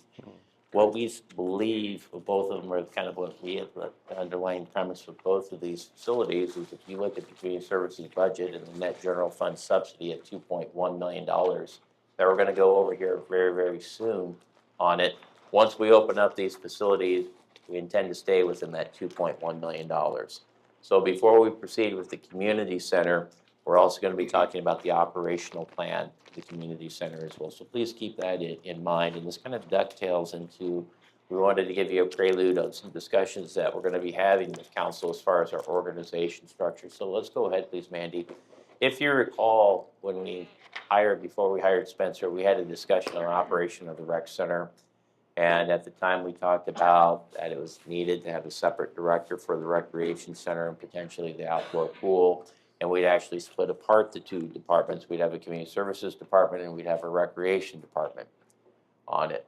And with the community services department, we'd have our parks, the community center, also the soccer complex with this. And over on the recreation side, we'd have basically the indoor recreation center, probably the sports park, as well as the aquatic center. Well, looking at this and in considering other things such as proposed property tax funding changes at the state of Iowa, and also the logistics of things as far as an operational plan, what we're going to be talking about on April 7th is going back to consolidation of these two departments, which I think is a better service delivery method. There'll be more details to come on April 7th, but from my standpoint, and I believe with this, what we're going to be proposing is we go back to a community services director, and then we have a separate manager for the rec center that would be over non-aquatics at the rec center. The proposal that we're considering with that is already 2 budgeted positions with it. Currently in this budget, we have a director position, and we also have what's called, I believe, the business community services manager position. This is the Brenda Ross position that's been retired. What we're proposing with that position is to actually have that as our recreation manager, so we're not asking for additional funds. Now, the reason why I think we should consider this on here, and there'll be more discussions on April 7th, let's go ahead, please, Mandy, to the next slide. That shows the current organization structure. The reality is when we look at the city overall, and as we talk about if the state does adapt property tax reductions at the state of Iowa on it, we're going to have to share resources across the city, make no doubt about it on this. And when you look at the current organization structure, it'd be nice to have, no, this wouldn't be nice, I mean, it could work with the 2 department heads. When I look at Pella, we consider that we're going to be talking this evening on some updated results off the Parks Master Plan that we have, opening up the new recreation center, opening up the community center, potential improvements needed at the Boss Lawn and Golf course. Just the interest the community has in our parks. I think from a planning standpoint, a logistical standpoint, having it under 1 department is beneficial for the city, and also be sharing resources would be considerably easier with this as opposed to 2 department heads. The second item that I've looked at is when you look at that community services director position, it seems to me when we look at being over the community center, the golf carts, parks, soccer complex, potentially aspects of the sports park, we're looking at another recreation person that's going to have to stay in close communication to our recreation director on it. Seems a bit redundant on it as well. So from a delivery standpoint, I think it makes sense to do this. Let's go ahead, please, Mandy. So we talked about facilities, sharing of processes. I think it also provides better planning for the overall vision of the community as it relates to quality of life projects for the city. And I would also tell you that's a very effective, cost-effective solution for it, particularly when we look at future budgets and also the mandate that was given to, I feel, myself and the department in operating these facilities, both for the rec center and the community center, is that we're not going to increase the operating budget for these facilities. We're going to stay within the confines that we set for the budgetary limits with this. And after being at this since basically April of last year and working with the current staff, I think this is a better delivery method. There'll be more details to share on April 7th, but we also wanted to give you a heads up that we don't go through these sessions and a lot of in-depth discussions, and also on April 7th say, guess what, we're proposing somewhat of a reorganization on it as well. So please keep that in mind as we prepare for the 7th. So let's go ahead, please, Mandy. We wanted to also, we're gonna be talking about park improvements this evening, and as council is aware, we have a parks master plan that's currently being undertaken. Now, with the CIP, we don't have necessarily all the results or the recommendations from the consultant. We're gonna get that in April. But what we do have is some preliminary public input results that the community, based off the public input to date on this, so we wanted to share with you what those results have. And so these were the top 3 items when we looked at the community survey, and that's based off the information, the latest information that we have now. It may change somewhat once we get to April on this, but when we looked at facilities, what was mentioned by the communities was a desire for additional bike parks, trailheads, and also nature and / wild parks on it. Were kind of the 3 things when we looked at facilities outside of what the city is also already planning. As far as amenities in the parks, the biggest issues that came up were public restrooms, shade and picnic areas, as well as playground equipment in those. And then I think the biggest takeaway that we had when you looked at the community and so their preference for outdoor activities, what came back on at least the input that we've received so far is walking, running, biking, and hiking. So that just really underscores the approach that Pella is a walkable community, and that's something that's valued very highly with our residents. And we think that's going to show up when we get our plan back. But based off the plan, the consultant's also going to be making recommendations on a lot of our major parks in here as well. So some of the CIP items that we were showing this evening, they may need to be adjusted based off the public's input in our parks master plan as well. So is there any questions on these slides or for me before we start going through the community services budget and recreation department budget? Okay, well, let's go ahead, please, Mandy. So again, when we look at community services, we have both departments up here from a financial standpoint listed together. And again, when we look at overall with this, we're looking at about a $2.1 million contribution from the city's general fund to fund quality of life projects, or this department in the city. And I'd say it reaches out and touches quite a few citizens on this, and we've gotten strong public response on our Parks Master Plan, and I think that speaks to the community values what this department does on it as well. But overall, when we talk about the rec center coming on board and the following fiscal year, as well as the community center, our intention is we're going to operate within this right here. So we're actively working on that, and our plans are centered on that. And that's the way our proposal is going to be structured, is with the goal of being able to stay within this confines here as well. So very brief financial overview. Is there any questions for me before we start going through the various capital improvement budgets? Okay. I'd say that just for a note, that 2 million turns into about $15 a month per person. So for $15 a month, you're getting parks, you're getting a pool, you're getting a golf course, you're getting the community center. So just to kind of put that in perspective, that's what you're getting for that price. So I think you're getting a great deal for that $2 million. So. All righty, so let's go ahead and see what we have up first. And so I'd like to ask Alex to come up to the table, and Spencer, if you could walk us through the proposed aquatics budget as well, please.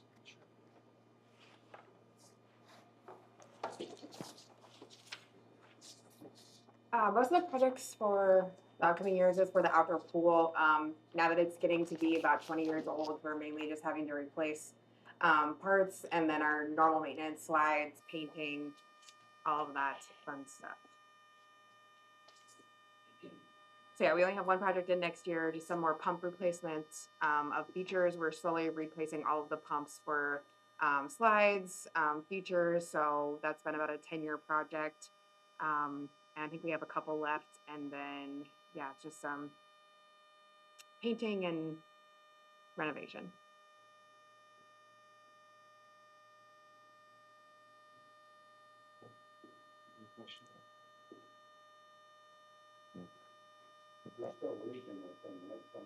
We are.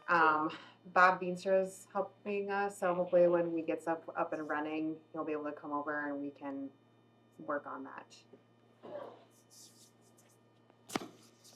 How's the green slide doing? I haven't been on it in 8 or 9 years now. It's good. The body sides are getting painted this year. They're just to be here in about a month, so they'll have some new colors. And then the river's getting painted this year too. We had a lot of projects this year, so that's why we don't have a lot next year. So Which one's the green slide? the Flat one. the family side, the smaller, the one that goes really fast. The one where you run over the little guys at the bottom. Yeah. Good to know.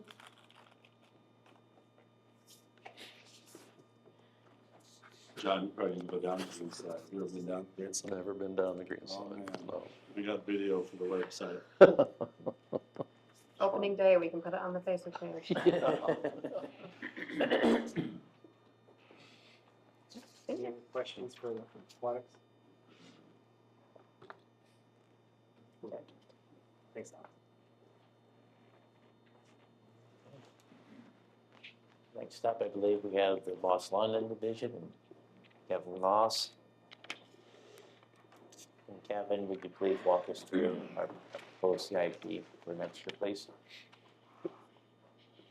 Our proposed CIP, if you can just give an overview, and over to council, please. For the athletics, this would be mainly the sports park area here. We got in 27. Actually, the soccer complex, when we do open that back up, we got the game field. There's lights in there that we have a number of them out. So we're just replacing the lamps, fixtures, ballasts in there.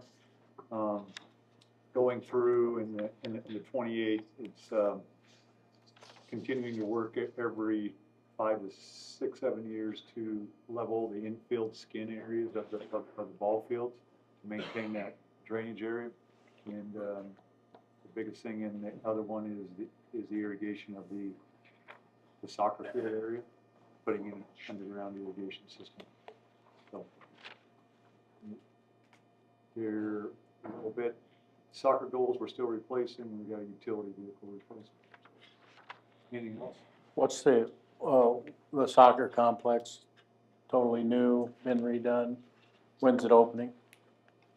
Don't have an opening date yet or whatever. We're going to actually, it'll be approximately next week. We'll review it with the engineer and the contractor to go through it. I preliminary have looked at it last week. The young grass did have some winter kill due to the wide open and some of those cold temperatures. So not at the stage where I'd want it to be right now. So we're going to look at whether we need to reseed and then just continue to work on the growing. I hope to have some type of activity this fall yet, maybe on a limited basis. That's my preliminary thought. But all the work that, But all the work irrigation, all the new field leveling, everything, that's all done, right? We're That just is waiting correct. for the grass to be right. That is correct. All the irrigation is in, all the field leveling is in, the outer area that we had to kind of work with, correct. Now it's just grow and done.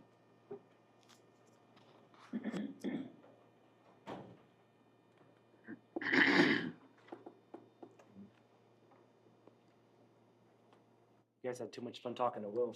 It's all right. Boss Lannon, a few more items. There you go. Little older facility.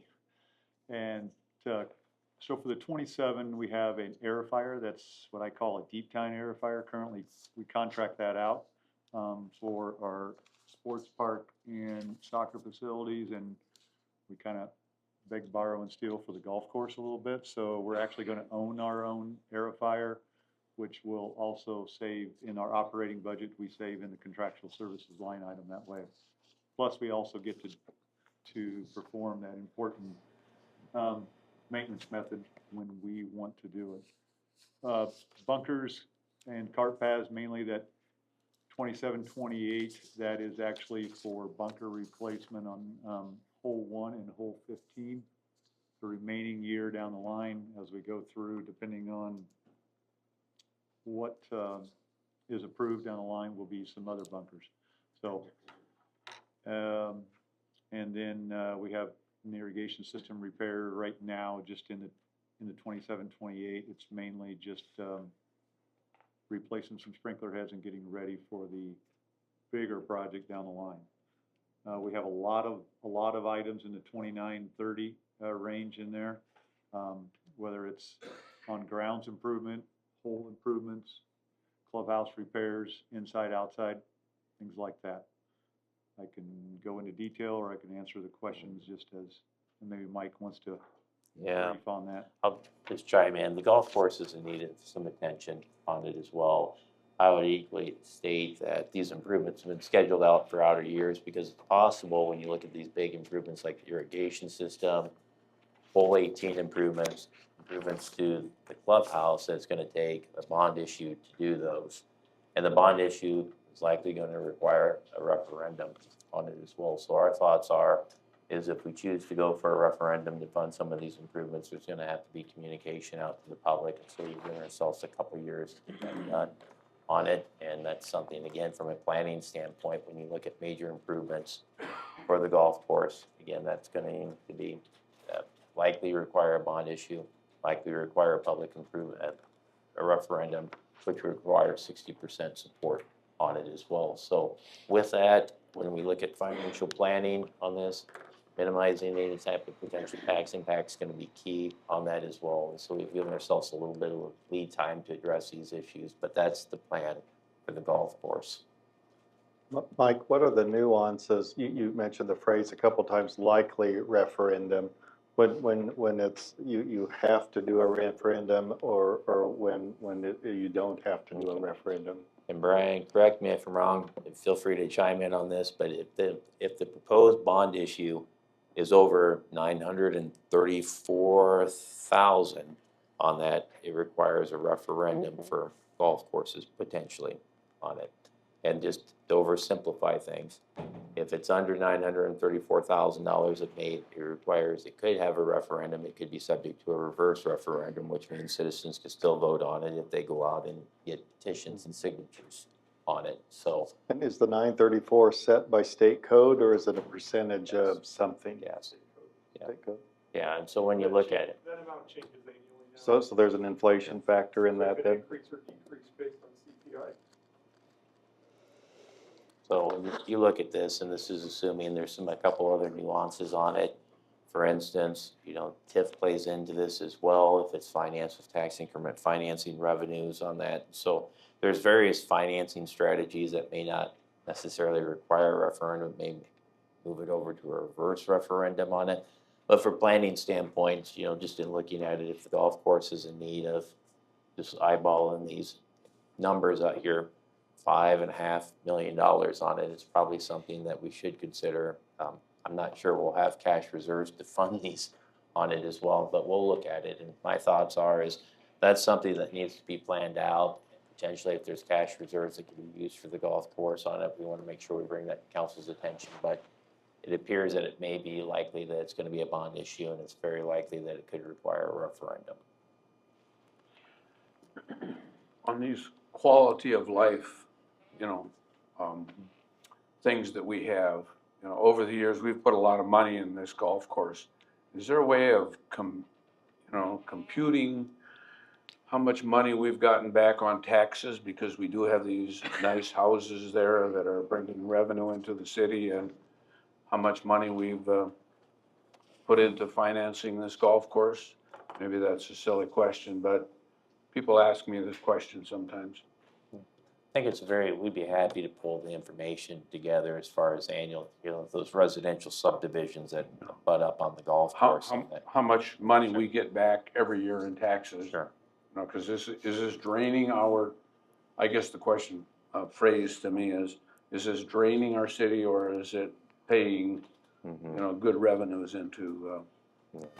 I think that's a very good question. It'd be one that we'd be happy to pull that together too. And Kevin and Spencer, help me out when you talk about homes on golf courses. And you don't have to answer this. I'm trying to recall the figure when they talk about a home on a golf course and the increased valuation on that as well. Yeah. I know we've talked about that in the past. There's also a software companies out there that'll track your phone, and so people even that come to visit the golf course, it'll tell you, where they also went in town when they came to play. So it'll tell you this many people came from our zip code and then how many didn't come and where they came from. Yeah. Mhm. And so you can figure out where they ate, where they went. And so you'd be surprised at the number of people that fill up with gas, eat out when they come. It's impressive. So these facilities, whether it's a rec center or a golf course or these sporting events, they bring people to town. So, well, we can get you a number on that.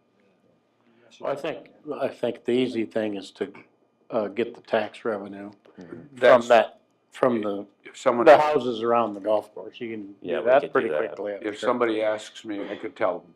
Exactly.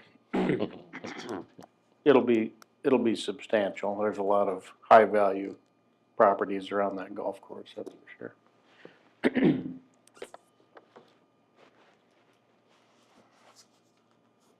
I do go to say, or part of your other departments' discussions, a lot of public works and a lot of electric and fiber, those staff departments do help out, at least in my operations, a lot. So it's appreciated. So some of that equipment you're potentially approving goes to help out here too. So we try to work, we share. You get along? Yeah. Now there's a concept. Yeah, we do. It's good. So, it's nice.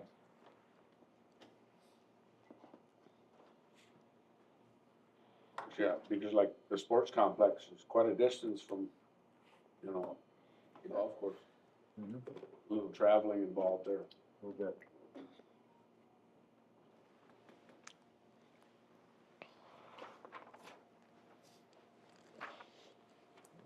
I believe we have one division left, Mr. Chandler?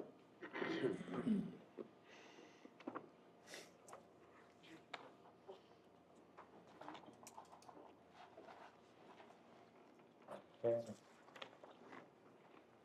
Chandler, if you could review the CIP with council, please, and then primarily the projects that are planned in 2027 on that. Sure, first I'll also double down on Kevin, that we also do use everyone's equipment, we all do get along. So from Doug to electric, we all use each other's equipment, so it's really nice to have some stuff that works. Big one that a lot of people have been talking about is the bridge at Big Rock Park. That one washed away. So we're gonna replace one of them. It gets you around the turnaround down there, across the creek, to the bridge, to the rock. Hopefully it'll last longer than I'm alive. But that is only one bridge. There are multiple bridges out there. So that will knock out. The most important one is that getting across that creek safely to get over to the rock, because it is used a lot. Yeah, and then Chandler, I think along with that, what the budget also has is that's the primary bridge in the park. What our plans are is to contact the Friends of Big Rock Park and look at fundraising efforts to replace additional bridges on it as well. And could you give council just a high-level overview of these bridge replacements that we're talking about? Because that's a rather expensive bridge that we're putting in the park with it, but there's also federal and state requirements that we have to comply with in replacing bridges, correct? Yep, so it's gotta be ADA accessible, monster concrete piers, it'll be a prefab bridge, basically a crane will come in and set it on some piers, and it will be done, and it's not gonna wash away. I've noticed in my 15, 16 years being here that there's just a lot more water coming through Big Rock, coming from the west, so Big Rock's still an important park for me. It's a lot of use. Even though you probably don't notice the use, it's still used a lot. More than probably some of our other parks that we have in town. We always paint the Mongrot Canal every 5 years. When you type in Google Pella, Iowa, what's the first picture that comes up? It's the canal. So we need to keep that looking really nice. One thing we did in there last year was we fixed that water infiltration going downstairs. So that repair was great, and it worked out perfect. So happy that happened. And then that more tractor replacement, that's our big more that we use to mow all of our big areas all around town, Caldwell to Fountain Hills. It even can get used interchangeably to Sports Park to Boss. We can all use equipment, and they can all be used by different staff. And we will have tulips for tulip time. John, you mentioned at the last council meeting your desire to have something done with the tennis court area. We too would like to have something done with the tennis court area. Okay. But we're waiting for the results from that, survey to kind of Parks or something. Yeah. Yeah. So, which is coming soon. Yeah. but That's, we'll wait. Thank you. We have tulips today. You have tulips today. Yeah. They blew up overnight. Right outside this door, there's a couple. Yeah, there's a bed half open in Central Park right by the statue, which I couldn't believe it. So I think it's still March 31, isn't it? I don't know. We've been watering tulips. It just needs to cool down. So it's just part of the game. Right tomorrow, maybe. We'll take it.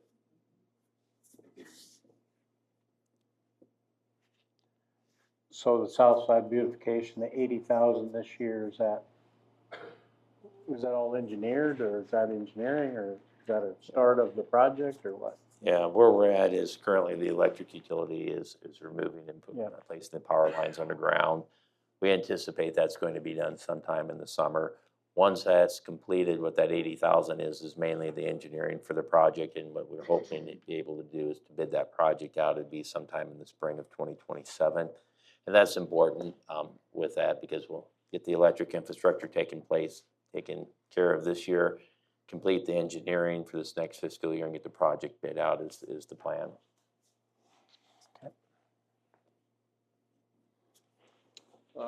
It's really not up there, but I'm looking out probably past 2030 is the West Market Park.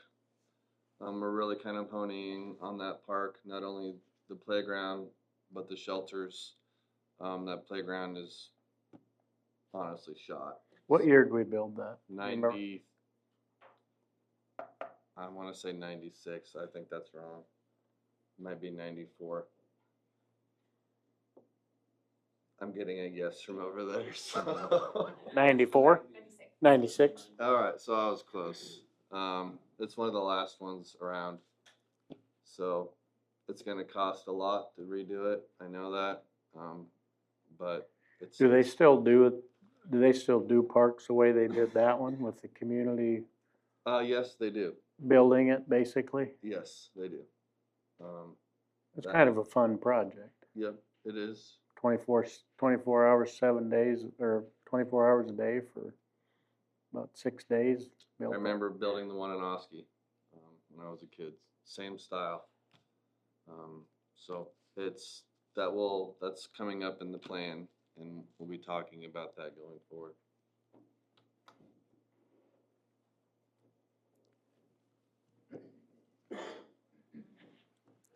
Okay.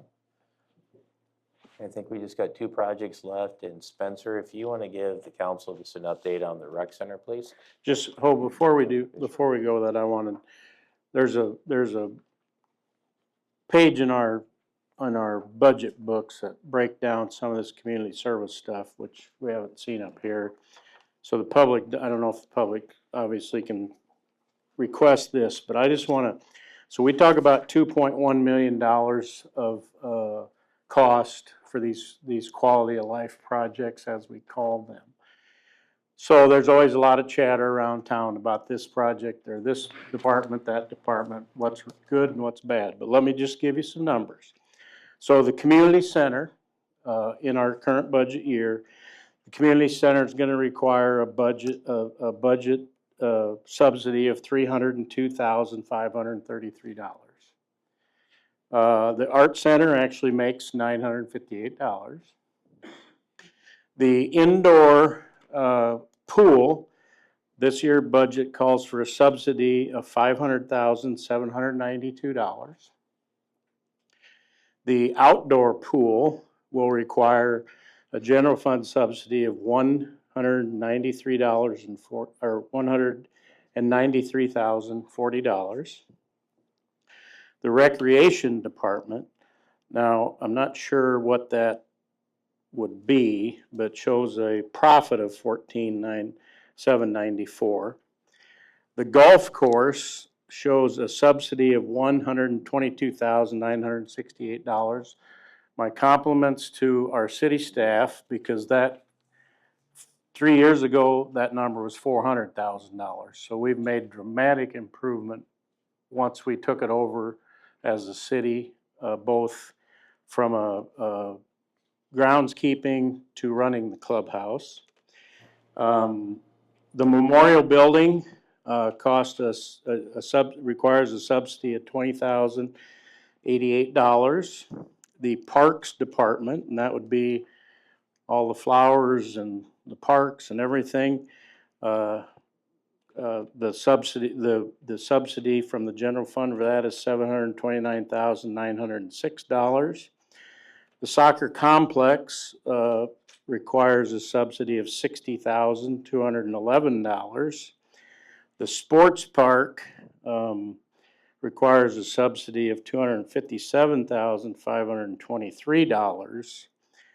And the Molengrot, actually, we have a profit of $44,000 there because of the parking fees that are paid for people to park there. So I point those out so that when people come up, what you're going to find is there's people that love the community center, so they're never going to say a word about what it costs the community center. They don't like the golf course, they're going to tell you what a waste of money the golf course is. So just, I think it's good public information to know that none of these things pay for themselves. That's what property tax pays for. I think I was appreciative of Spencer's comment that it's $15, was it a year? Month per person. A trip to Culver's. Yeah, $15 per person. Now that's every man, woman, and child in the city. That's correct. All of these different departments and cost things out of our general fund are important to somebody in this community. You know, it's our job to try to balance that. But when I see $729,000 for the Parks Department, that's absolutely nothing. When you think about the revenue that's generated because of visitors that come to this town to look at the flowers, to look at the tulips, that is a wonderful investment. We get return on our money tenfold. 60,000. Yeah, we get return on our money tenfold.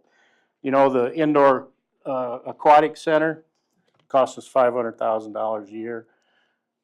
We don't get a whole lot of return on our money financially, but I'll guarantee you there's a pretty large group of aquatic aerobics people that say it's worth every dime. The golf course, again, we've improved so dramatically, costs us $122,000. I think that the golf course does generate some of that traffic, that people are spending money. We got to remember we have a 1 cent local option sales tax that we get some of that back. So every time people spend money when they're in Pella, we're getting some of that back. And the sports park, the outdoor aquatic center. So when people come up to you and talk about the golf course being a drain, remind them, because they're probably going to be a community center supporter, just remind them that they all cost money. That's part of what our property taxes are. We collect that to do that for quality of life amenities, and all of these are important to different people. So just want to make sure that, you know, I know we only have 4 community members here, and we have it on Pella Fiber, but all that information is there if anybody wants to know. So, and for us, as we're out and about in the community and people tend to come up and tell us what they think about things, this information is really good to know that. And again, we can't specifically quantify what each of these things does for overall what our community, but most of these things there is some payback on the money we're spending, so.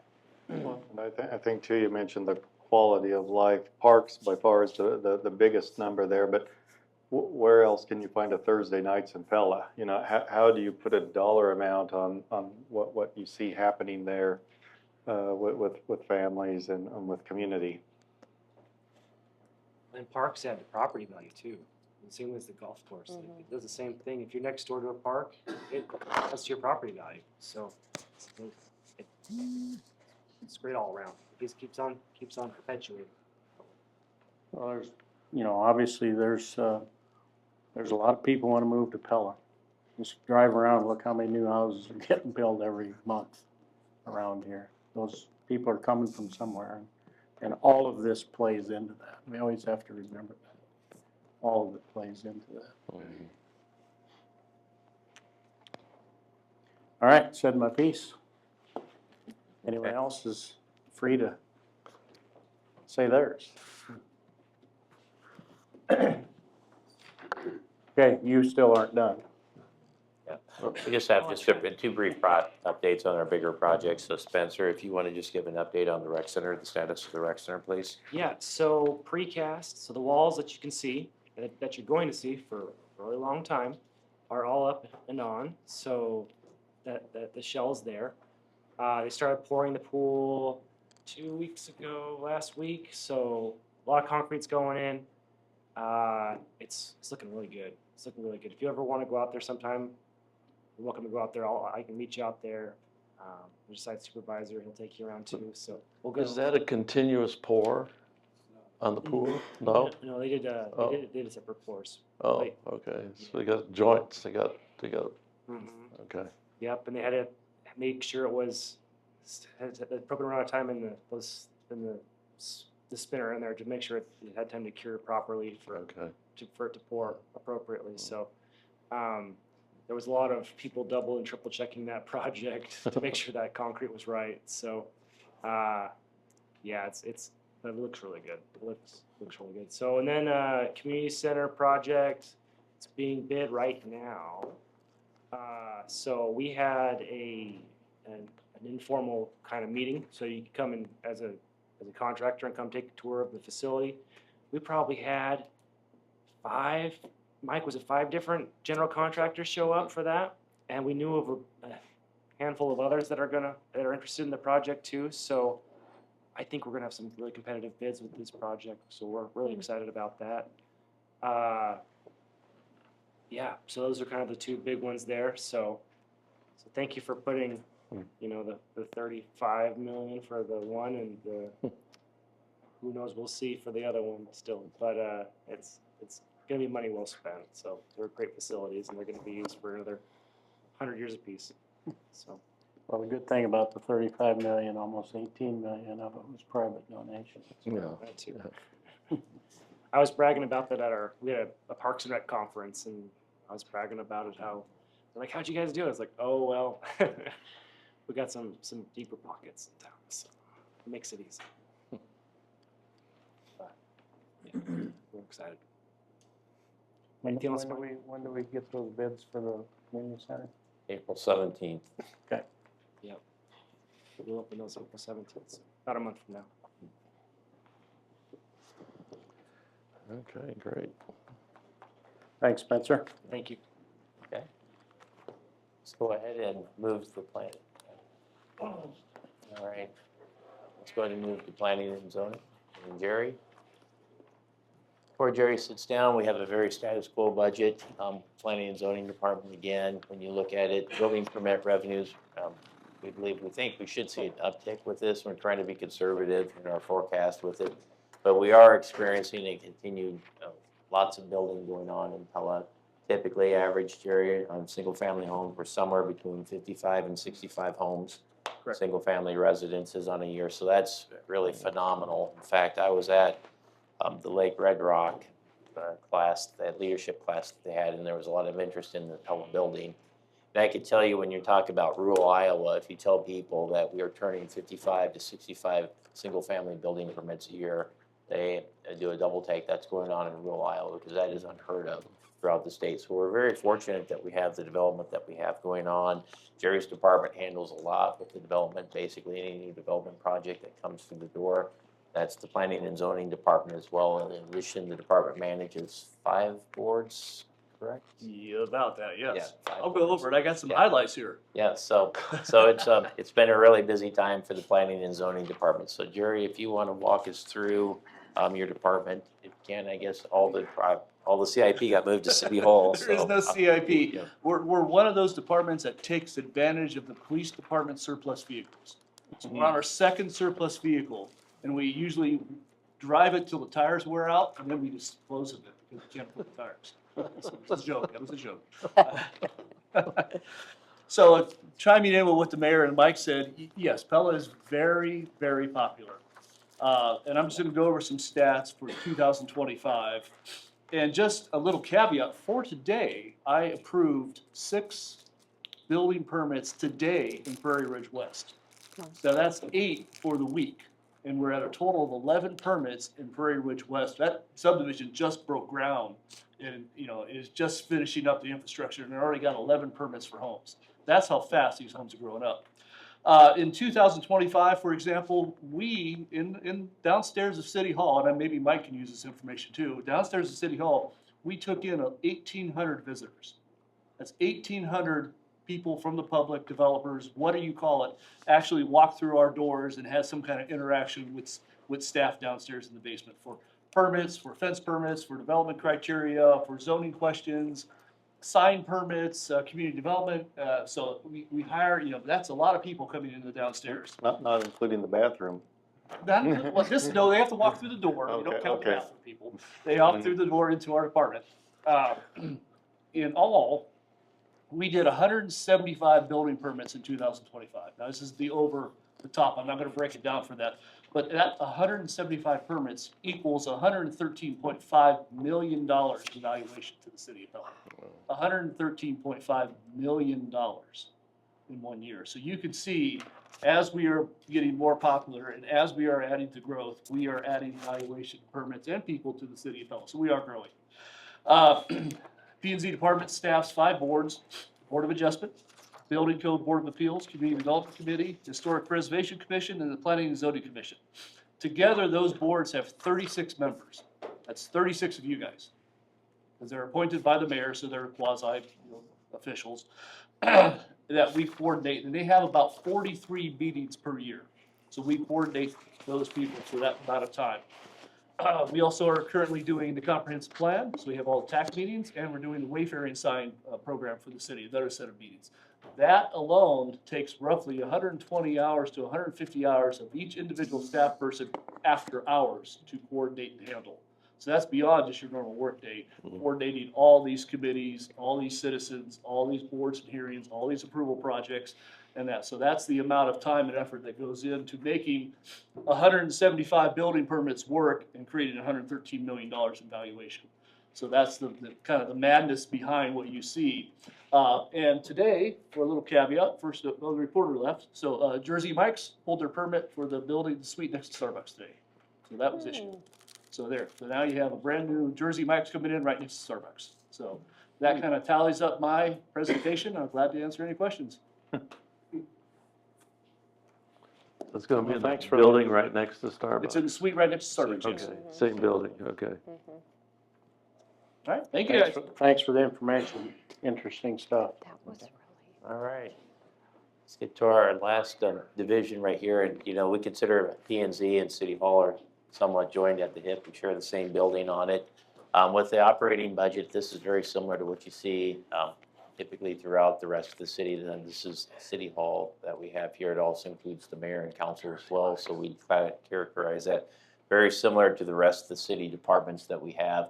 Let's go ahead with that and talk about our capital improvement projects. We're going to be talking very soon on 215 Main Street. One of the items that we have that we want to make sure council's aware of, when we say soon, it could be even on April 7th as well. With 215 Main Street, we've got a unique opportunity, one that I think I'm excited about. With that building, as Jerry stated, all those board meetings that you have and all the activity that has with it, that's basically what's being proposed for 215 Main Street, is to have P&Z be on the main level of that. What's being proposed on the upper level is we're looking at moving the Public Works Administrative Department or offices to the upper level of the building. So with that, I could tell you, anytime we do development work at the city of Pella, um, oftentimes it involves Wolf and Jerry are probably my two main people that we meet with on developers, because oftentimes they're looking at public infrastructure that you have as well as zoning issues. So I often refer to 215 Main Street has the potential to be a one-stop shopping for the city if you need a permit of any sort. So I think it's gonna be a lot of staff efficiencies with the building. But we do have the building being completed in fiscal year 2027, and we'll have a separate policy and planning session on this as well. The compensation study we talked about at the last policy and planning session, Mandy's going to head that for us as well. That is, and we should have a contract on April 7th for that as well. So that's an important piece, again, for the city's workforce. And then Brian, I don't know if you have any comments or on the city's IT infrastructure? No, the network infrastructure is just routine replacement of switches, servers, things like that, and then PC replacements, just our standard rotation of staff computers throughout the city. So we upped the PC replacement because we were kind of falling behind. This allows us to try to go every 5 years. Replacement of a computer, we were getting to 6, 7, yeah, so those are being more expensive because we see, but, so yeah. And overall, I'd be remiss if I didn't say, when we look at P&Z, you heard about the activity at P&Z, but the city's just busier in general. And I look at the last 5 years, if you look at what we've done, we started a telecommunications utility. We've actually started providing ambulance services. We've taken over the golf course, and now we're operating the golf course on that as well. We're getting ready to have 2 great amenities open up in the year, within actually the next 18 months. That would be the indoor recreation center and renovation of the community center. So I think there's been a lot of big things accomplished with this. And it goes without saying, a lot of times I don't talk about the city hall staff, but they work very hard. And I want to make sure that the council's aware of that. When you look at just the operations of the telecommunications utility, the ambulance utility, the additional employees that we have and all that, we've got some good department heads throughout the city, but I don't give these guys enough credit on the coordination that it takes at City Hall with, and I truly appreciate their efforts on that, and I want to make sure council knows that, so. With everything going on, and I agree, I think we have to hold off on pushing too much more employees, but based on what we don't know about property tax. But at what point does our city need a dedicated economic development director?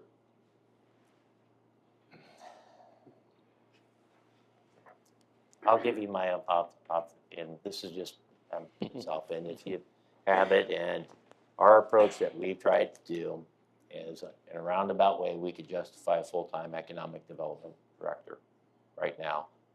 From an economic standpoint and a cost efficiency standpoint, what happens, it's a shared duty. It's a shared duty mainly between myself, Jerry, and Wolf helps out quite a bit on economic development. So we each do our portion of this. It's difficult for me right now, and we're gonna get talking about this soon, when you look at overall administrative employees, just additional employees, it's difficult for me to come to council and ask for additional department heads and other positions, and I don't know what the state's doing. So from a justification standpoint, you heard some of the numbers that Jerry has, but it's important to realize people think that P&Z and economic development are one and the same. They're not. They're 2 different worlds. Zoning regulations are immensely complex. In Pella, when you deal with the zoning code, you got not just your traditional zoning code, but you also got design review requirements as well. That takes my experience, that takes a different set of expertise than an economic development director. But to answer your question, this level of development that we have and interest in Pella, we could easily justify the position, but I think it's a different question when you look at the overall position of the city and the priority of the city. I'd tell you that there's positions within the city that we could justify, but we have to prioritize it, and that's what we're trying to do, so. Calvin, just since we're on this dialogue, help me understand why that needs to be a city function instead of a marketplace function? Well, I think you've got a lot of other cities and a lot of other counties that have those folks that are there to promote the city, to walk people through it. It takes time and effort to do that. So if the city, if we're going all these different directions, all these department heads sharing these duties, to have a person dedicated to work with a new company coming or an existing business wanting to expand, to go all through that. I think that the larger a city gets, I think the more we have to at least think about going that direction, especially as somebody mentioned, how attractive Pella is for the folks to come in and with their business, and it's a great 4-lane here. We're getting closer to Des Moines all the time.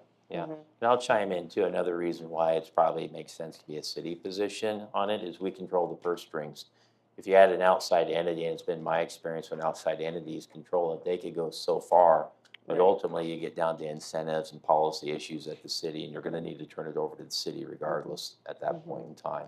And so I've just naturally assumed a lot of times, like with the PACE Alliance, they make the initial contact quite often. They refer them over to the city, and we take it from there on it as well. So when you talk about economic development director on that, that's also economic development policies on that. That involves TIF, urban renewal districts, tax abatement, all the tools in the toolbox to make developments happen, and to keep up to that and actually have something meaningful and being efficient. It's probably better to be offered at the city rather than an outside firm. I'm, for whatever reason, I've never thought about this idea. And as soon as you said it, Calvin, like, in my mind, that's a sales position. And however you want to shake it, it's like, man, that pays for itself in a hurry. Right. Somebody who's on the inside, so to speak, working on the city's behalf. Because if it's you three that are doing that job, you already have a job. That's a full-time job and more. Right. That seems like it's something to think about for sure. We did years ago talk about this position, and I totally agree with you. 100%. I agree with you that I think this is necessary, and it is just like the graph that Don went over, where we saw where all of these entities pay for themselves. I think it is just a matter of time, and I think we're approaching that time very quickly. So I appreciate that you brought that up, because it's something that I think as a council, and if we do want to be progressive, which we've all spoken about being progressive, that would be the natural next step, I think. I may be showing my colors here. That seems to be very dependent on the person. I appreciate us dialoguing about this, and it's great. Seems very dependent on the person in that role. Oh, absolutely. And don't most jobs. Yes, however, Yes. I'd rather have the marketplace decide. My bias is towards letting the marketplace decide that versus the inertia involved in government. Not trying to make this a bigger political statement, but, and I love you said it best, we have fantastic leaders and workers and staff on our team. My default is a little bit towards hesitation towards allowing the government to be in charge of anything, let alone development. Those things don't always go together. Now you can potentially get me by the idea of it being things like the infrastructural pieces, like, hey, we're going to drive a line of infrastructure this way or that way or whatever. But I feel like the mechanisms for that are already in place already. Anyway, I think it's a good dialogue. I'm not trying to shoot it down. I've never thought about it either, but it's good to think about. Yeah, so I think, my 2 cents is I don't want to downplay what PACE does for us from an economic development standpoint. And also I think our involvement in the Greater Des Moines Partnership gives us a lot of exposure to economic, to development from other people looking to come to come into this area. And so I'm not saying that we shouldn't, I think Mike said it, it's something that we've talked about and he's gonna have on his mind as we navigate through whatever new tax issues come up. But I think I know for a fact that almost everybody that's interested in coming to Pella from a business standpoint reaches to PACE first. That's kind of the front door, the Visit Pella and the PACE group. And then they immediately get into contact with the city to answer those, people always have a lot of questions about what does it take to get to come here and all of that. And so there's a great partnership there. We pay $30,000 a year in dues to be a member of that organization, and I think it's money well spent.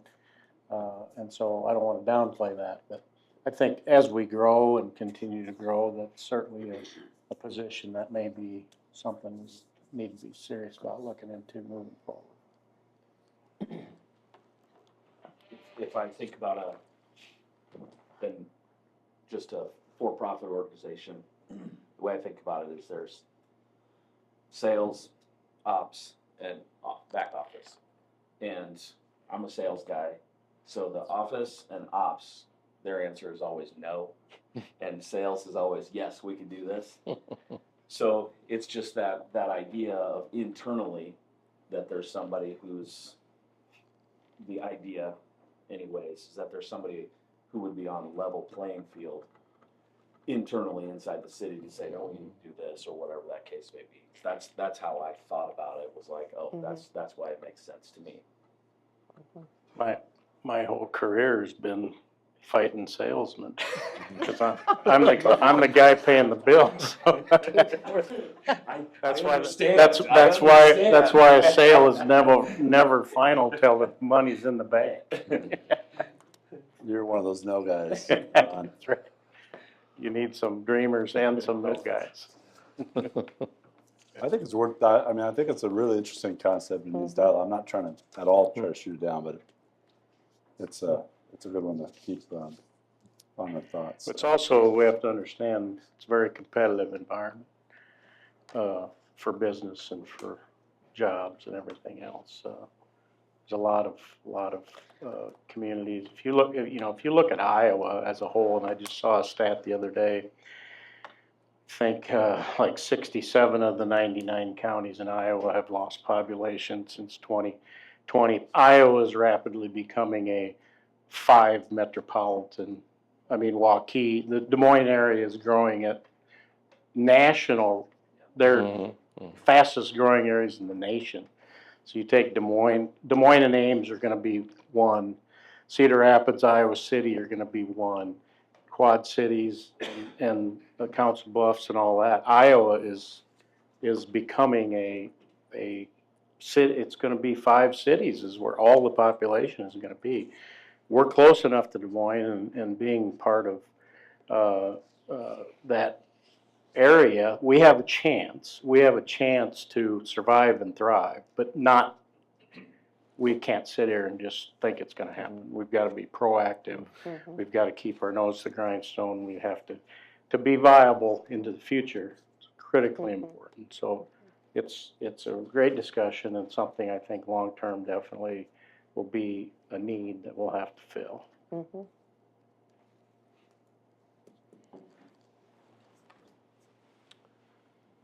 Okay, all righty. Let's go ahead and turn to the mayor if we need to take, before we ask to get to the interactive portion of this, I just wanted to make sure, hard as it is to believe I misspoke last night, I just want to make sure that I correct myself. I think Councilmember Banster asked me, how are we doing with the financial performance of the ambulance last night, and I answered off the top, I was wrong. Where we're at with the ambulance this year is we have the 26 budget, and as you can see, we forecasted a subsidy of $922,000. We think that's actually going to be closer to about $1,186,000 this year. The good news is overall the general fund, we've had some salary savings on it. Some departments are under their budget, so we've been able to offset this, so we do not have too $250,000 or $260,000 deficit this year. But when you look at the 2027 budget, we talk about property taxes and funding, that salary savings, all those positions are budgeted this year, and that's kind of wrapped into the 27 budget as well. So I just wanted to make sure that I answered that and got the correct information out there as well. The second item that we have here, and I want to make sure that we're all on the same page. Mandy, if we can go ahead to the general fund budget. We have a surplus in the general fund, but one of the items I want to make sure, and I'm not sure I did an adequate job explaining this, with the compensation involved in the budget, we're at 3% for the city workforce. That's matched the employment cost index. The employment cost index that was based off was the 12 months ended in December of 2025. The March numbers, and that would be where we vote on adjusting the whole wage scale in June. We base it off the March numbers.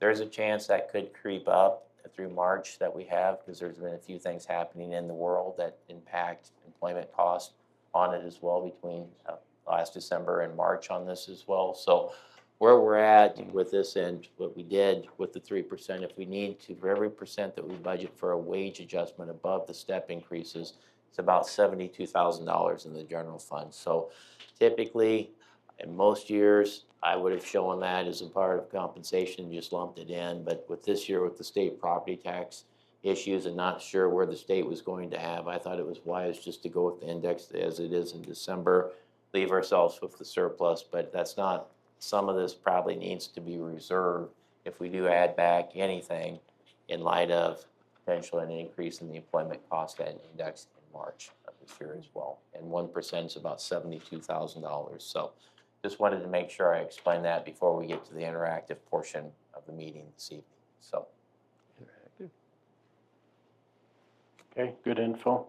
Okay, and Mayor, I guess what we're looking for is direction on the proposed 27 budget, if we're ready to go ahead and tackle things with it. In this portion of the meeting, we're going to be going over the department's operating and capital budgets. And what I would simply ask, and we're also going to be talking about the various rates that have been proposed as well for the city. And what I would ask is we're going to look for direction from the council on this, but if there's any item that when we get to the formal budget hearing on this that you would say, I can't support this budget, we would ask that you bring that to our attention now and we have a discussion on it. Because Brian, when is the budget hearing for the official budget hearing? Is that? We'll set it on the 7th for the 21st. Okay. There's a very short time frame because I think it has to be certified to the state by April 30th on this as well. So there's a very short time period to make adjustments to the budget once we pass this night on as well. So again, when we look at the overall budget, we had roughly at $82 million worth of expenditures. A lot of that's being driven by capital improvement projects, the community center, the rec center specifically. For the rec center, we actually took out a bond issue for the previous fiscal year, and that's the lion's share of this $12.5 million drawdown on reserves as well. The 5-year capital improvement program that we went over with the city through the last 2 evenings actually totals roughly about $111 million. So this is a significant amount of improvements that's being proposed. A lot of this is infrastructure for the city as well. So let's go ahead, Mandy, and have the first category that we have. Again, we talked about the city compensation increase at 3%. That equates to step increases. That ties to the employment cost index through the year December 31st, 2025 for the 12 months preceding on that. With the health insurance increase, we're forecasting a 10% increase in health insurance as well. Our plan is, once we have the March numbers, to reevaluate the overall compensation increase in June of this year. And we just want to make sure council's in agreement with this approach. Yep. Yes. Yep. Yes. Okay. Okay. All right, department and operating slides. Before we get on this, and I feel like I've repeated this a few times, and I know I don't want to overemphasize it, but there's a lot of things going on at the city. And I mentioned the city hall department heads, but we have great department heads regardless of where you look at it. I'm very proud of our workforce. When you look at the budget, particularly those general fund departments, one of the things that we're just caught in kind of a pickle right now is the state is talking about property tax reform. Again, there's 3 or 4 bills out there. Each one of them has different elements on it. It makes it very difficult to plan. And the approach that we had, particularly in adding any additional employees, was, and specifically for the general fund, but throughout the city, because we're all in this together. You heard the community services staff. We rely on the electric utility relies on government employees as well. And so we view ourselves as one team. The approach that we had is, unless there's an absolute certain need for it right away, it'd be very difficult to justify any type of additional employees without understanding property tax reform in the state of Iowa. So that was kind of the mandate going in on this.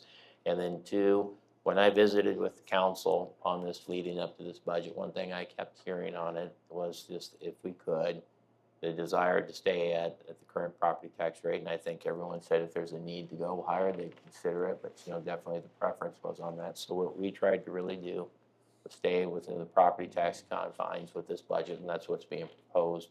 The two increases that we have, I view, are for essential services. They're for water and wastewater, which are tied to long-term capital improvement projects, and this impacts everybody's daily lives. And one of them, the wastewater utility, we don't have a lot of choices.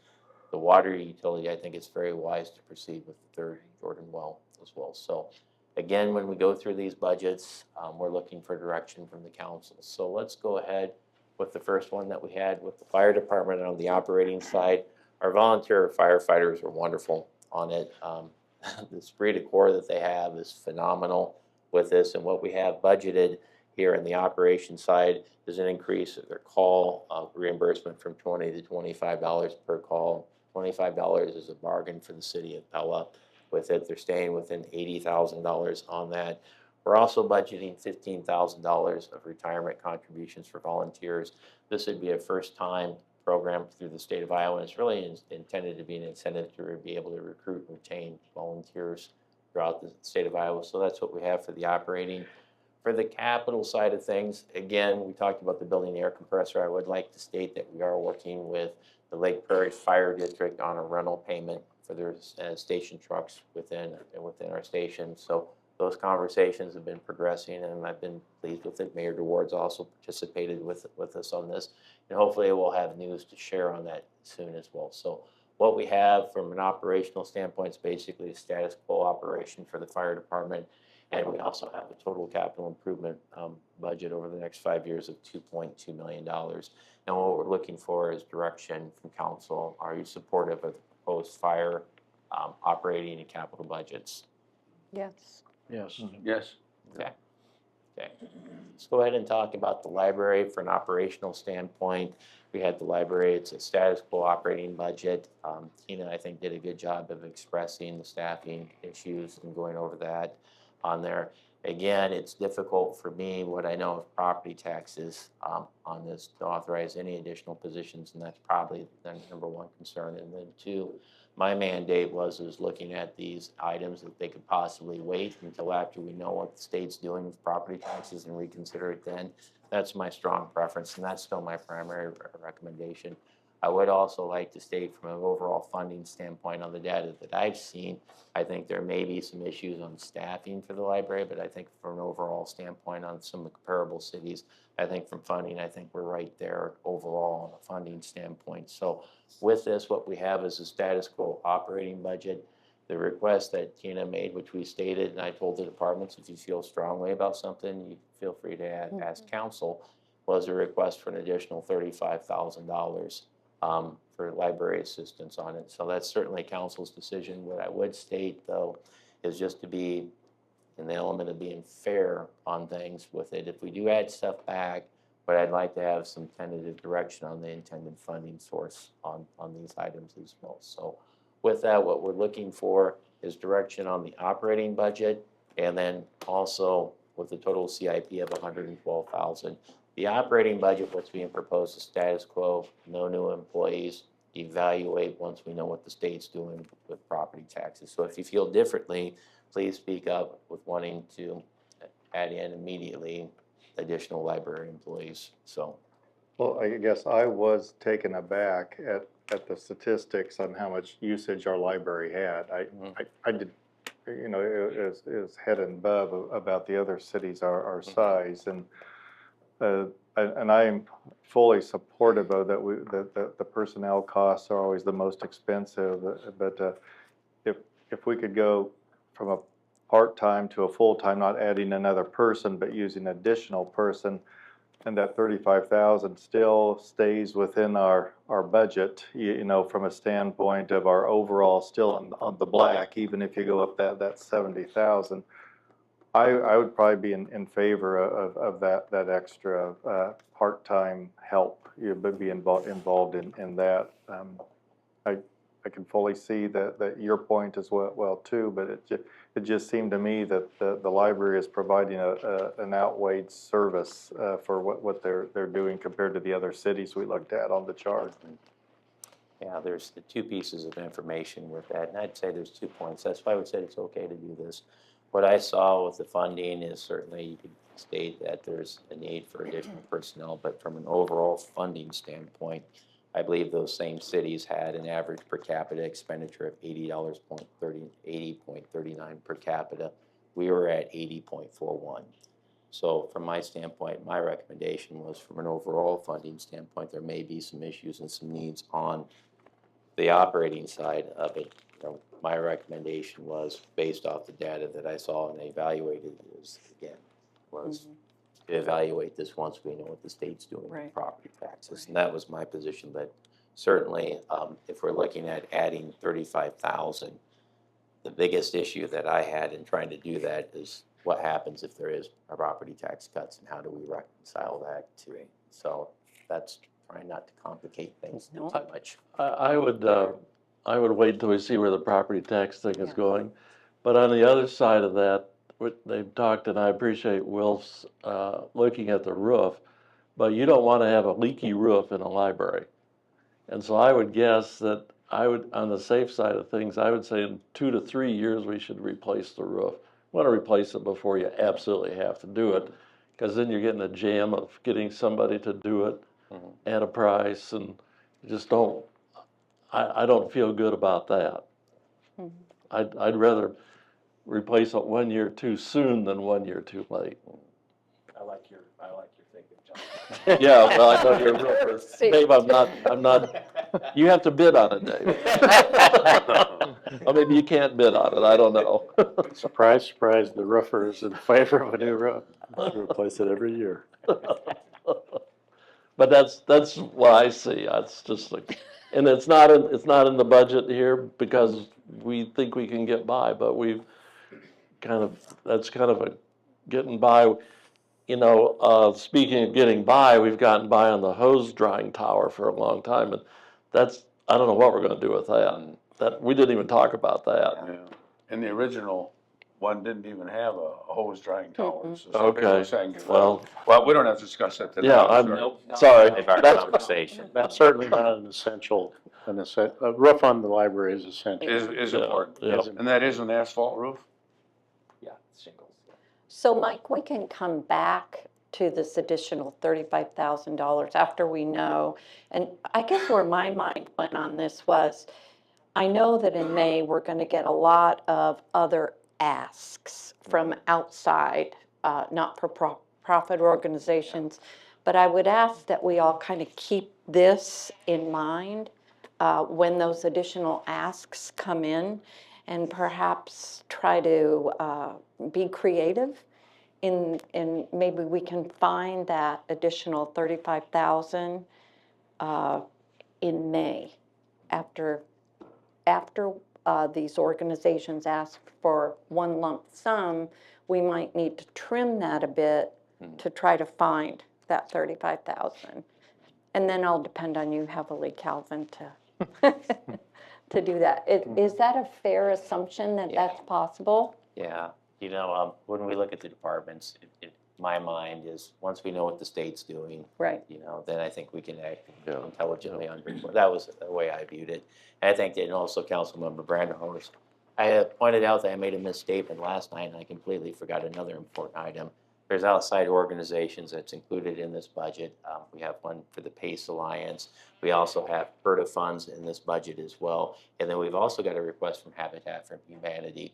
And each one of these entities is going to require a contract with the city council. And so what we've done is we've invited them to come to attend our May 19th council meeting and make their presentation to the city council on it as well. They've all agreed to it. So that's the outside organizations that Councilmember Brandon Horace was talking about as well, so. Okay, well, I think So, yes. we'll revisit it later. Okay, very good, yeah, thank you. Let's go ahead and talk about the police department. Again, with the police department, status quo budget, I think Captain Hossie did a great job explaining the operating budget and the capital budget as well. Central Service Department that we have, total budget request of over 5 years of $474,000. I would also like to commend the department when you look at departments that we talked about, some of the departments coming in under budget. This year, the police department needs the effort on that, and they make a big difference financially, and they take things seriously. So I'd like to commend the department for that as well. So is there any concerns or proposed additions to the police department budget? Well, I asked the question about enough with the way we're growing and spreading out. So I was comforted by what Paul said, how he answered my question. They feel like they're adequately staffed, so I think for this year, we're good with what they're requesting. Okay. Yep. Yes. Alrighty, let's go ahead to the next one. We have the ambulance department again. The ambulance department, the staff does a great job in service delivery to the community. It's an essential service that we have. This is a tough one to get our arms around from a budgetary standpoint because the city of Pella is not our only service territory. You've got 4 townships in the city of Lighton that also rely on this service. And when you're looking at a large service area that extends from Highway 14 all the way over to Lighton, and then everything north of the river in Marion County, that's a big district to have too. In addition, I can tell you my experience just in working with the hospital on transports and how much that is a needed service for Pella Regional. There's a lot of demands on that department as well. So from an operational standpoint, I think we're getting closer to getting our arms around it. Hopefully we can be able to have better estimates on budget, both from a revenue and an expenditure standpoint. I think the staff's working really hard on that as well. From a capital replacement standpoint, we've recently replaced a couple of ambulances. In addition, the hospital during their last funding agreement also bought a transport ambulance for us as well. So with that, we have proposed a CIP of just shy of $355,000 and a status quo operating budget as well. Is there any concerns with the proposed ambulance budget? No. I just think like we saw that differential between our original budget and now where we think we're gonna be. I can't help but think that's gonna happen a lot of times yet in the future, given our population and the way those calls are increasing with that group. And that's the one reason I said earlier to the citizens, I don't think we should mask that cost to the city for having that service. That if we're getting in the hole every year on that we have to somehow adjust the levy and say this is what is costing us to provide service to people that don't pay a dime. Yeah. At some point, maybe the citizens will rise up with pitchforks and say, we don't have to service everybody else. So. It's hard not to show up when somebody needs desperate help. Yep. Okay, let's keep moving. Pella Fiber, again, this is a utility, provides a valuable service to the city of Pella on it. Been very impressed and to think, within 5 years, the service that it has and the city has the ability to provide high-speed internet access to anybody, resident or business in Pella. What we have as far as proposed capital budget over the next 5 years is a total of about almost $460,000 on it. But again, the customer service effort on this and customer service ability of this department second to none as well. So with that, I think they provide a very high quality service. And is there any concerns with being proposed for Pella Fiber? Nope. But also I'd like to mention for those watching at home, there are no rate increases proposed for fellow fiber as well, so. Okay, let's go ahead. Mandy, Public Works Streets, we've got a very aggressive street budget, and I think, you know, Wolf and his staff do a fantastic job. I've got a chance to work with all the superintendents in the Public Works Department over this past 12 months on it, and we have some exceptional leaders within this department, and I'd like to thank them. A lot of this past, say, since April of last year has been without a director, and they all pulled together, and I really appreciate their efforts on it. But when we look at the street infrastructure, and I tried to allude to it, from a planning standpoint, it seems like these street projects get a little bit more complicated anytime you start going underground and have to deal with these utilities. Probably didn't do a good enough job at explaining it, but you know, from a planning standpoint, well, there's been some federal challenges when it comes to telecommunications utilities and our ability to simply tell them your infrastructure needs to be out by this date. It's a little bit more complex nowadays than that. So these things usually take a little bit more time. But what we have is a very aggressive capital improvement plan for our city streets of $18.7 million over the next 5 years that's being prepared, that's being proposed. With also, I want to point out that we will hold work sessions on the downtown improvements starting this next fiscal year on it as well to get a game plan with that. But and we heard loud and clear that there's a desire from council to speed up some of these improvements, and we'll certainly try that. We've talked about potentially, instead of maybe reconstruction, could a few of these projects be mill and asphalt overlays where we're not dealing with undergrounds, be able to spread our dollars further, do more projects. We're certainly going to look into that. So with that, we will make every effort to speed up these improvements on it, but this is a schedule that I feel is doable for the city. So is there any concerns with the Public Works operating and street budget? Okay, let's go ahead, please, Mandy. Airport, Pella Municipal Airport, the Airport Committee should sometime this spring be reviewing cost estimates for the master plan as soon as we have their recommendations on what they would like to include in that master plan. We are going to have policy and planning sessions at the city council level because there's some fairly big ticket items that we'll need to make decisions on. So this CIP may need to be adjusted in the future, but for now, it has the items that we have talked with our airport consultants that the FAA is likely to view favorably in this, which would be the parallel taxiway improvements to the apron that we have in the snow removal equipment that we've already have a grant offer on. So is there any concerns with the airport CIP?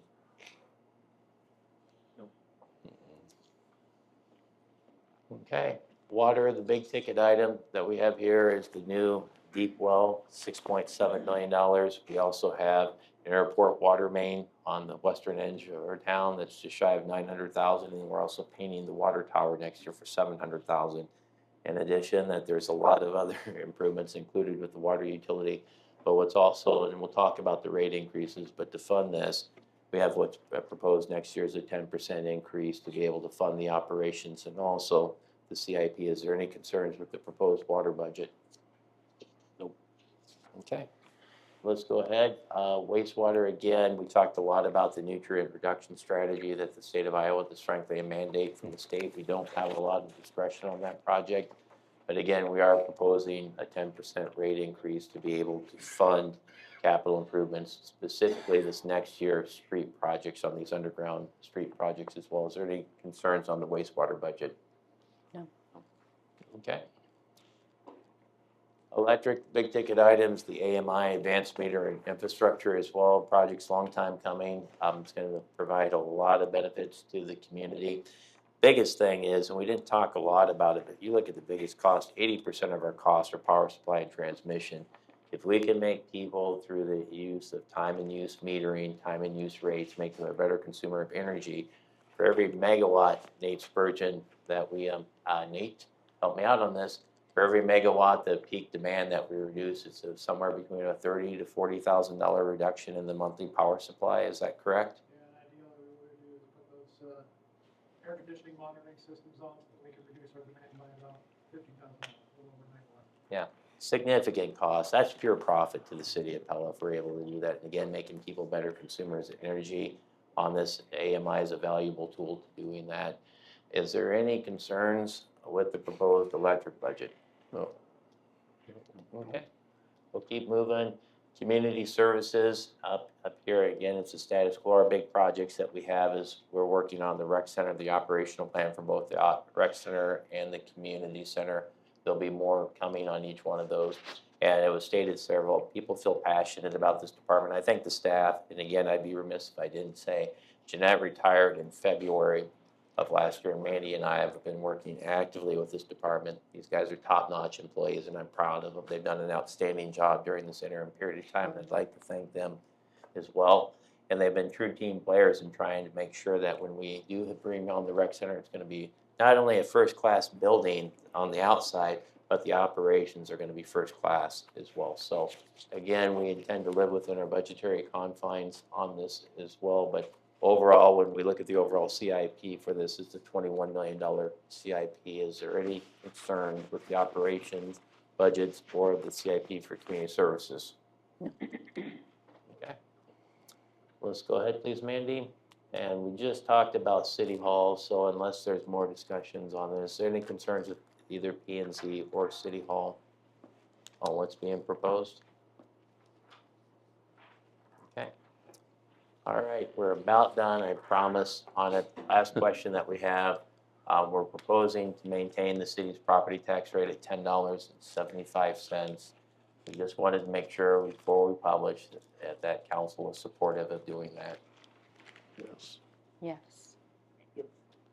Okay. Utility rates, water and wastewater, on it is their support to proceed with rate increases, and equally important to do those cost of service studies as well. Yes. Yes. Okay. And I think maintaining existing rates for all of the utilities, so this would be electric and telecommunications and our solid waste utilities, their support for doing that. Yes. Okay. Yes. Mr. Mayor, I think that is it. So I'd like to thank the City Council for your time over the time and guidance and direction over this last couple of evenings. So thank you. So there's a big question up there, says questions, so anybody got questions for Mike? Did a great job of thoroughly going through the budget, so.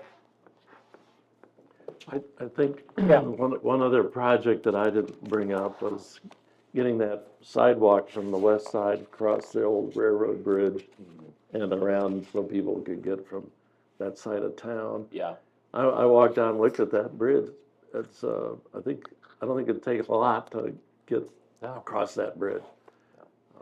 I think that's in the new comprehensive plan, isn't it? Yeah, it's also I going to think be in the that's Parks in Master Plan as well. Okay, all right, well. Yeah. I know when I went out to a meeting they had at Boss Landon and talked to our consultant on that, and I spent a lot of time talking about that trail connecting Yeah, all of that new development to the town. yeah. So that's gonna be, I think, pretty emphasized in the comprehensive plan. So we'll Okay. be seeing something when that gets, when's the comprehensive plan gonna be done, Jerry? Probably the August time. August, okay. That'll be something else to paint too, probably. What's that? It might need paint at Yeah. some point. So, That whole west part, even before, the west development out there, people were talking about, so. Yeah. That'll be a big deal. It'll be Yeah, nice. yeah, we simply have to address that somehow, Good spot for a mural. I well, think that advertise the Pella. airport makes it a little Advertising. bit challenging, but we'll figure, somebody will figure it out. You see the big mighty signs like, you're right. Well, I would like to just thank Mike. I'd like to thank Mike for obviously, him and I have had a lot of budget discussions over the last 2 months, and it's caused him a lot of angst, a lot of sleepless nights trying to get to where we ended up, so I appreciate his efforts. One thing about Mike, what we see here, there's a really good chance that that's what it's gonna be by the end. So we can really rely on this budget, I think, that it'll perform where it's mapped out to perform at. There's a few questions yet we'll discuss and answer. And we know that there's always somebody has ideas in Pella about different things, so I'm sure we'll be approached in this next fiscal year about some different projects and things, and we can weigh those one by one as they as they come in. Great thing about Pella is, for the most part, people that want something are also very willing to participate in helping make it happen. So we can do a lot of things. So the only thing, other thing I would say with the property tax reform at the state level, I know we have 2 legislators that live in this community. They're pretty accessible if you want to have conversation. My approach is kind of wait to see what actually, there's like 3 or 4 different bills that have been discussed. So there's a lot of ways this could go. My biggest concern is they're messing around with the TIF, because I think we in Pella have used TIF wisely, and I think it's been an incredibly productive tool for us. Back in 2017, when the housing study came out, that said that Pella was going to need 950 housing units by 2025. I think we all that were part of that discussion thought, no way. This is a crazy study. Well, the study was very accurate, and I think TIF has allowed us to, that was a problem, that was a big problem for a growing community with 2 large corporations that are growing on a pretty aggressive path. And for us to keep up with them, to keep them here, I think it was really important for us to do something as a city to help make things happen. The proof is here. It's worked. It's worked very well. We have had unbelievable growth. But just with Vermeer Manufacturing buying 187 acres by Bondurant to build a new plant, I'll tell you why they did it. Because they know they can't staff that much more space here. And so if that's not a good call for us to stay diligent in trying to grow this community with people, nothing else, it should be pretty obvious what our goals should be is to continue to stay the course. And so I'm concerned about the TIF part of that. That's really, from a financing standpoint, that's our really only tool we can have. And I know I read articles about the evils of TIF and it's this bad and this is good. And I think Pella has used it very wisely for a long time. It's been very effective. And I think I, for one, will be contacting legislators when something is more concrete. And that's the area I'm going to have conversation. And so I would, if you agree, I would encourage you to also be prepared to do that. I think there's some larger cities that the legislature has not appreciated how they've used TIF, and I'm afraid that sometimes they're moving towards punishing some of those people, but those of us that have been responsibly using it are going to pay for it, and I'm concerned about that. So that's my 2 cents worth. It's a very good 2 cents, because I think some of the changes could take place as early as July of this year. So it isn't anything that we want to put on the back burner at all. And our legislators are very open to having a cup of coffee with us. So it's not something that we're going to be looking at in 2027. We might be looking at it in 2026.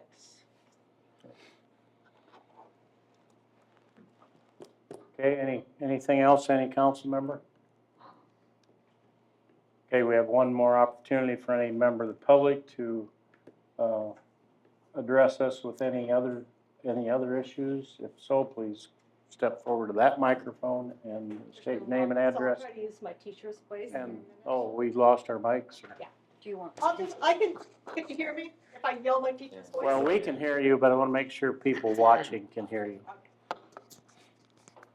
How do you do this? Just hold, you don't have to do anything. Okay. I just want to remind you that each of you has been elected by citizens of this community. And citizens expect a lot out of you. And having had the opportunity with my campaign, I found out that citizens are not engaging with all of us. They think that for some reason they have been left out. That's the word I got from citizens in this community. So I'm going to challenge each of you to really open up some doors to coffee times, to going out and having people come in, not at a city council meeting where people are kind of intimidated, but to do it on your own and meet with the average citizen. I'm hearing a lot about development, but sometimes I think our citizens are what has made this town. And we have to be careful where we're heading. So keep that in mind when you're looking at the budget. Think of the citizens and safety and their homes. I'll just tell you, years ago, the EPA came down on Pella for North Hazel and Country Club. We all were on septic tanks. We all, by the square footage of our lot, were assessed money to build that sewer. It cost us $10,000 just for the assessment and another $5,000 to hook up and get rid of our septic tank. Now that sewer that North Hazel and Country Club have paid for, ATI has bought into it and they're getting their money back on it. That's kind of upsetting as a citizen. So be careful, look at history a little bit, look at people, look what they can afford. Thank you. Oops. Anyone else? Okay, seeing none, I will entertain a motion to adjourn. So moved. Brander, Horst, Hopkins, all in favor, please say yes. Opposed, no. Mandy, please call the roll. Yes. Yes. Yes. Yes. Yes. Thanks, everyone.